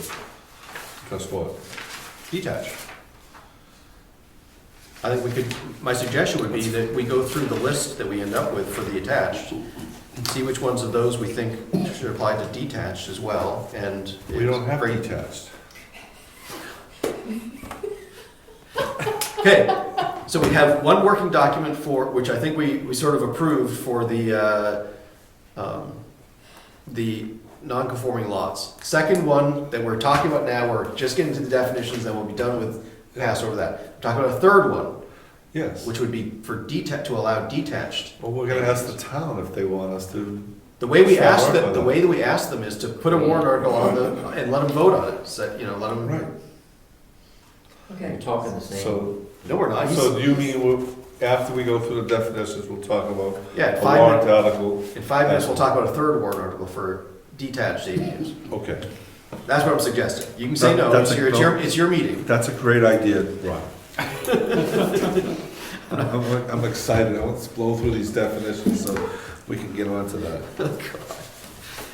Oh, I need a beer. Or 2. Got any made? Definition N. that, the only change there is changing dwelling, To SFD. sorry, single family. Right, so deleting. We don't have dwelling in our definition. We have FSD or SFD. Isn't that correct? That's what we had discussed. No, actually, it was, that's why I missed it. It was under D for dwelling instead of, yeah, I guess there was no other place to put it. So it's just cleaning up the the wording there. So Uh-huh. instead of it being parentheses dwelling, which is in the existing zoning ordinance, just put SFD for single-family dwelling. And then so that's N, unless you want to change the definition No, entirely. and describes a single-family dwelling. Okay. Mhm. Good. So an O, the next one down, the part that is not struck out is in, well, you don't have the color copy, I believe that is verbatim of the state statute, the new statute.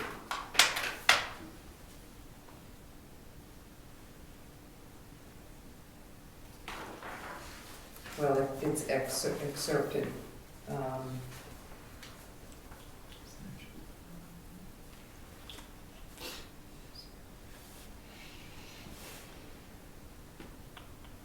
Okay. That's right from the new statute.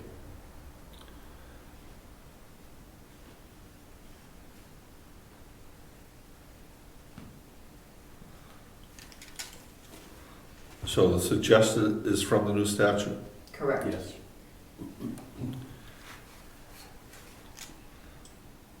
That makes sense. So this is, The standing one starts talking about a separate ADU, doesn't it, in an accessory building? Put the ADU in the barn? Yeah, interestingly, the definition in our zoning ordinance includes a separate, detached.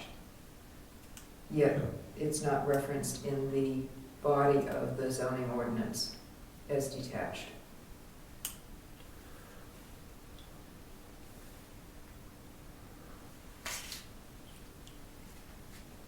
so the proposed language for accessory dwelling unit, so are you proposing that that would be under A instead of under D, like the current one is? I would, myself. Okay, can we do the same thing for the single-family dwelling? Yeah, put under S. Okay. Because like you pointed out, you can't find it. Right. So, just to be clear, George, I'm suggesting that for the suggested ZO column, just say where it says dwelling, comma, single family, Yes. change that to single family dwelling. Okay.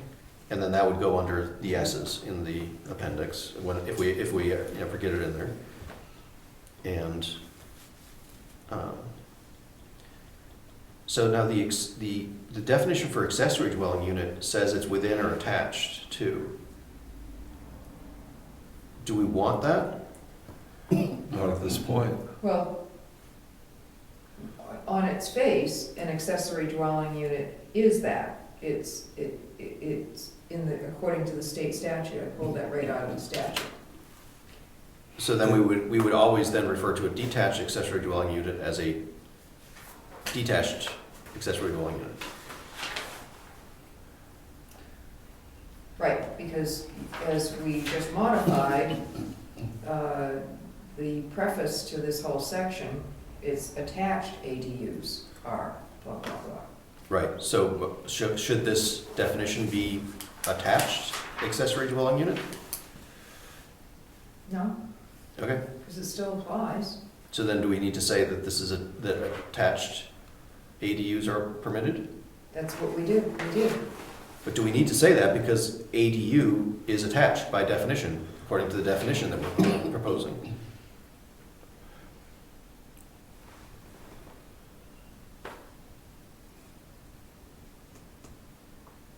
Within or attached? I think, so just looking ahead, if we did have detached ADUs, I think it would be confusing to have ADU refer to something that's attached, and detached ADU is something that's detached. It would make it so we can't talk about both of them with a single term, Okay, if we wanted to. how about at the end of that definition, we actually put in the citation? Would that make a little clearer that it's just excerpted? It wouldn't address the the question I'm asking, I think. What's the, That's fine, you know, and then, but the problem is that then you would need to, if there become detached ADUs, change the definition of accessory dwelling unit just to be like it is here, or add a whole nother definition for a detached accessory dwelling unit. I would even suggest having 3 definitions at that point. One for accessory dwelling unit, which wouldn't specify. It would basically be this definition, but with the within or attached to a single-family dwelling struck out. So ADU would mean just a second I have an dwelling idea. unit. How about change within or attached, say associated with? That'd be fine. I'd be fine with that. And then you've got the attached version of that where it's actually attached or within. And you get the detached version of that where it's not attached or within, but on the same lot.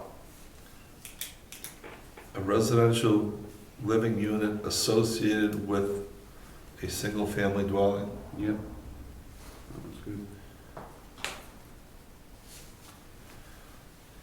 What was wrong with within or attached?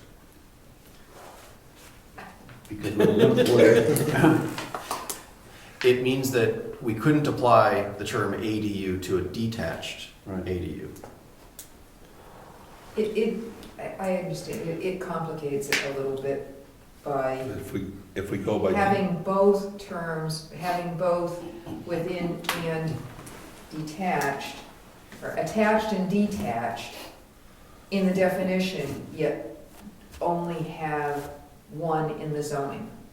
But that's the challenge for after the town asks us to work on detached ADUs, We're gonna work on it in 5 minutes. if they do.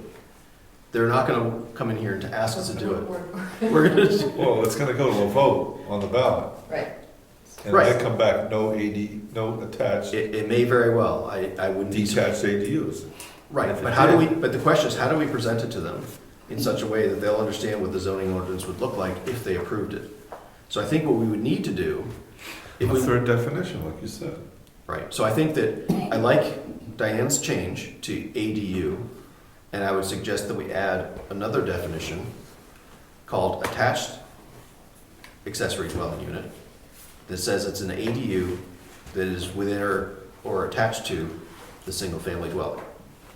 Well, a detached ADU is associated with the single-family dwelling, right? Right, but it's detached. So if we, as part of the third zoning amendment that we're gonna propose, that we may propose, we would add a definition for detached accessory dwelling. Right. So why do we have to change I don't agree. within or attached to a single-family house? Because if we end up only having one or the other, it's awkward, and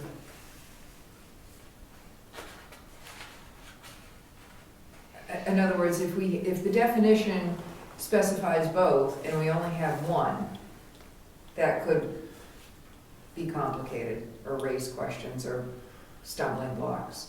As soon as it's If it says attached- both what? If it, As soon as it's attached, it's within, right? Yeah, You I build a don't, I wing- actually you don't build a like wing the with a word, door I don't to it. like within. I think it should say attached or attached. God, I should have had a coffee before I came, sorry. so the within could actually, it could be like, you know, part of the second floor, right? It's not, may not have a separate, I don't think it, according to this definition, it doesn't have to have a separate entrance. No. Sorry. Could be in the attic Or the basement. or the basement, Coffee, the dungeon. kitchen, coffee, Should have had some. fire one up. And it has some in there. We'll be fine. Huh? Coffee. I think beer is a better idea, I'm just telling you. As soon as you know. Okay, so They drink and plant boards of Germany, don't they? Do you also want, Delete. so I want to comment on something that Rob said. He said that now we need an attached ADU definition? Is that what, did I misunderstand you? No, I think we would benefit from, we use the term accessory dwelling unit by itself in Mhm. several places here, I believe, Yeah, without the word attached or detached. So I think we need a definition of what ADU is, which we've got here. It's the thing associated with the single-family dwelling, right? mhm. If we want to say what an attached accessory dwelling unit is, I think we need to say that it's an ADU that is within or attached to the single-family dwelling that it's associated with. But, okay, so my response to that is that the way that we framed the beginning of this is that the prefacing comment is attached ADUs are permitted subject to the following conditions. 1, no more than 1 per lot. 2, shall be contained within or attached to single-family dwelling. So that's a condition of an attached ADU. By default, it defines it. Okay. So put container attached right here. Instead of within contained. I'm good with either one. I'm You know, something I am It's a too. small point. So frankly, well, we have one more to go before we can move on. Well, accessory dwelling unit definition suggested is a residential living unit associated with a single-family dwelling. Okay? You all right? The word associated. Abe? Yeah, I think that that's goes fine. Yep. associated with, yeah, I'm fine with that. Okay, so that was the new, okay. So last one is not in definitions. I found it in the appendix. With regard to workforce housing. Appendix C in our zoning ordinance is the workforce housing. And it says, well, what it says.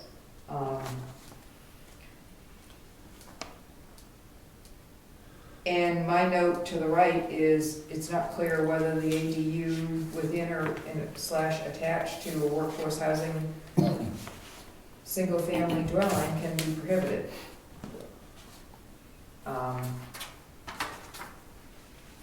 I couldn't find anything, maybe, there's a meeting coming up. November 29th, Yes. It's Sunny Sunnyvale, Thank you. 5:30 to 7:30. And Ben Foster will be there, he's the Good really question the for author that. of this. Yeah, absolutely. Right now, we'll leave it alone. Okay, Excellent job. I wasn't sure that last time, I wasn't sure that we were gonna get through this. Who's gonna go to the meeting on the 29th? Because Effingham will be there, Ossipee will be there. I'm gonna try to get there. I'm out of town that night. I think I have full house down in Concord that whole day, so I don't know what time. Was it 6 or 6:30? 5:30 to It was 7:30. 5:30. Yeah, that's good. But it's a good idea to finally meet other planning boards. When is the 29th? What day is that? Thursday, I believe. Till Wednesday, no, it's a Tuesday, I think. Tuesday. There's a conflict with the Board of Selectmen meeting here. The 29th, It's Tuesday. Tuesday after Thanksgiving. I'm gonna try to get there. There's a selectman meeting that night.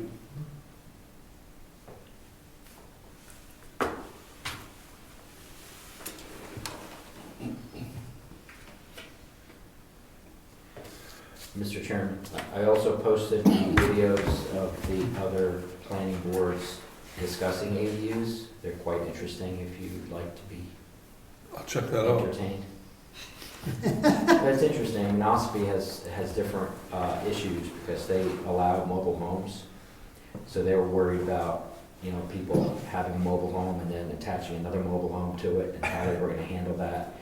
and that's why they had to deal with the HUD requirement in their ordinance. So it's just interesting to see the issues that other towns have Yes. and what they come up with. Are they labeled AD discussion, the videos? I think it was tag. the last two planning board meetings, Okay. they're all working on it since I go to everybody's meetings. Okay, separate, Can I make a separate suggestion from what I suggested before? yeah. How about if before next meeting, I mail out a proposal for detached? Okay. Rather than, because I think I'm not sure how productive we're gonna be tonight on that as a group. So, Okay, because I'm happy to have some input, but my thought was to just basically mirror what we just came up with an eye toward which of those how those would change, I don't know, 8 or 9 items that would change for detached. And think about whether we need to add some additional things for detached. George, do you have enough information now to make a working document out of the ADU and the zoning ordinance? I believe so.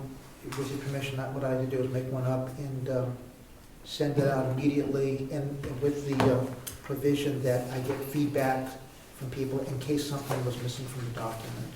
Okay. Agreed? Can I make another comment? Yes. I think our current zoning actually allows detached by definition. They talk about ADUs on accessory buildings, and an accessory building is a separate building from the residence. Well, accessory building isn't living. Accessory. Right here, that's kind of what this says, we're gonna change that to that. Okay. Independent living area contained within either a single-family residence or its accessory building. Right. So by changing that, we'd be removing that. Right. We might be putting it back in, who knows? I'm sorry, where does it say accessory building? The last page of the matrix. So the definition actually Exclude. refers to accessory dwelling, building. It's just, they already allow Well, accessory dwelling. yeah, but then there's the restriction that it contained within a single-family residence. Well, So, and they go ahead and blow it up right there. So it's double talk, right? yes. Could be betterly written. Good thing we caught that.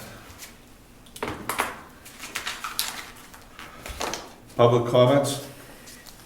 Member comments?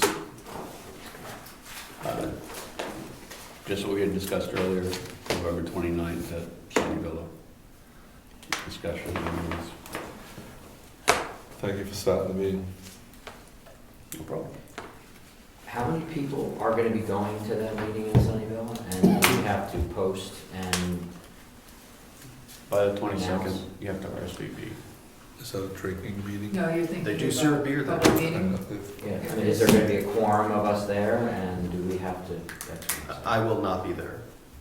And who's going, that's what I'm asking, so we don't mess up and not post it and not have. I don't count as a quorum, and Okay, just making sure we know. I don't think, as an alternate, unless I'm appointed. Nobody's gonna appoint me at Sunny Villa. I mean, should we post it so anybody from Brookfield may want to attend that meeting? I don't It's know open if to the it's- public, right? It's not required to be posted, but it's something that some people in town might be interested in going to. So posted as a news item on the website, is that what you're suggesting? Yeah, I mean, it doesn't have to be posted as a meeting, 24 hours advance, et cetera, but just more participation, that's all. Because apparently that notice went out only to planning boards, Mm. Right. so nobody else knows, but I don't see why Ben Frost would be, saying you can't be in here. Of course, yes. Anyone could go. Yeah, I think anyone can go, but, you know, I just, without context, for somebody to walk into that, I think that, you I'm know, not, it's designed for the people that are crafting the changes that then go to present it to the residents. I mean, if I Don't hadn't post been the spending all this time, and we hadn't been spending this time talking about it, it would be a Yeah. lot of novices in the room asking questions that everybody else doesn't want to spend the time hearing. I don't mean to suggest, no, I don't mean that, Ask I Beth mean on just coming up to speed questions, not the difficult questions. I'll call Ben Frost and find out did he think about that public might show, or if that was it supposed to be Well, a private? this woman who's doing the RSVP stuff, they're the ones, the Eastern States Housing, the Eastern, what is it? New Hampshire Housing Authority? No, it's the Eastern Lakes Region Housing Coalition. It's WEDCO. WEDCO out of Wolfboro is organizing this. They've invited him, it's not his meeting. There's other folks that'll be there too. Okay, well, it's a separate discussion. I'll find out if anybody can go, and then I'll post it all over my social networking. okay. Any more? Diane, you're going? I plan to go, Are you planning on asking the question about workforce housing? yes, just wrote it down. Awesome, thank you. Meeting adjourned. Very good. Thank you. What are you laughing at? Me? I have to. Just a happy guy? I'll leave it alone. So you know there's a new lake in Brookfield, right? Is it what? A new lake in Brookfield?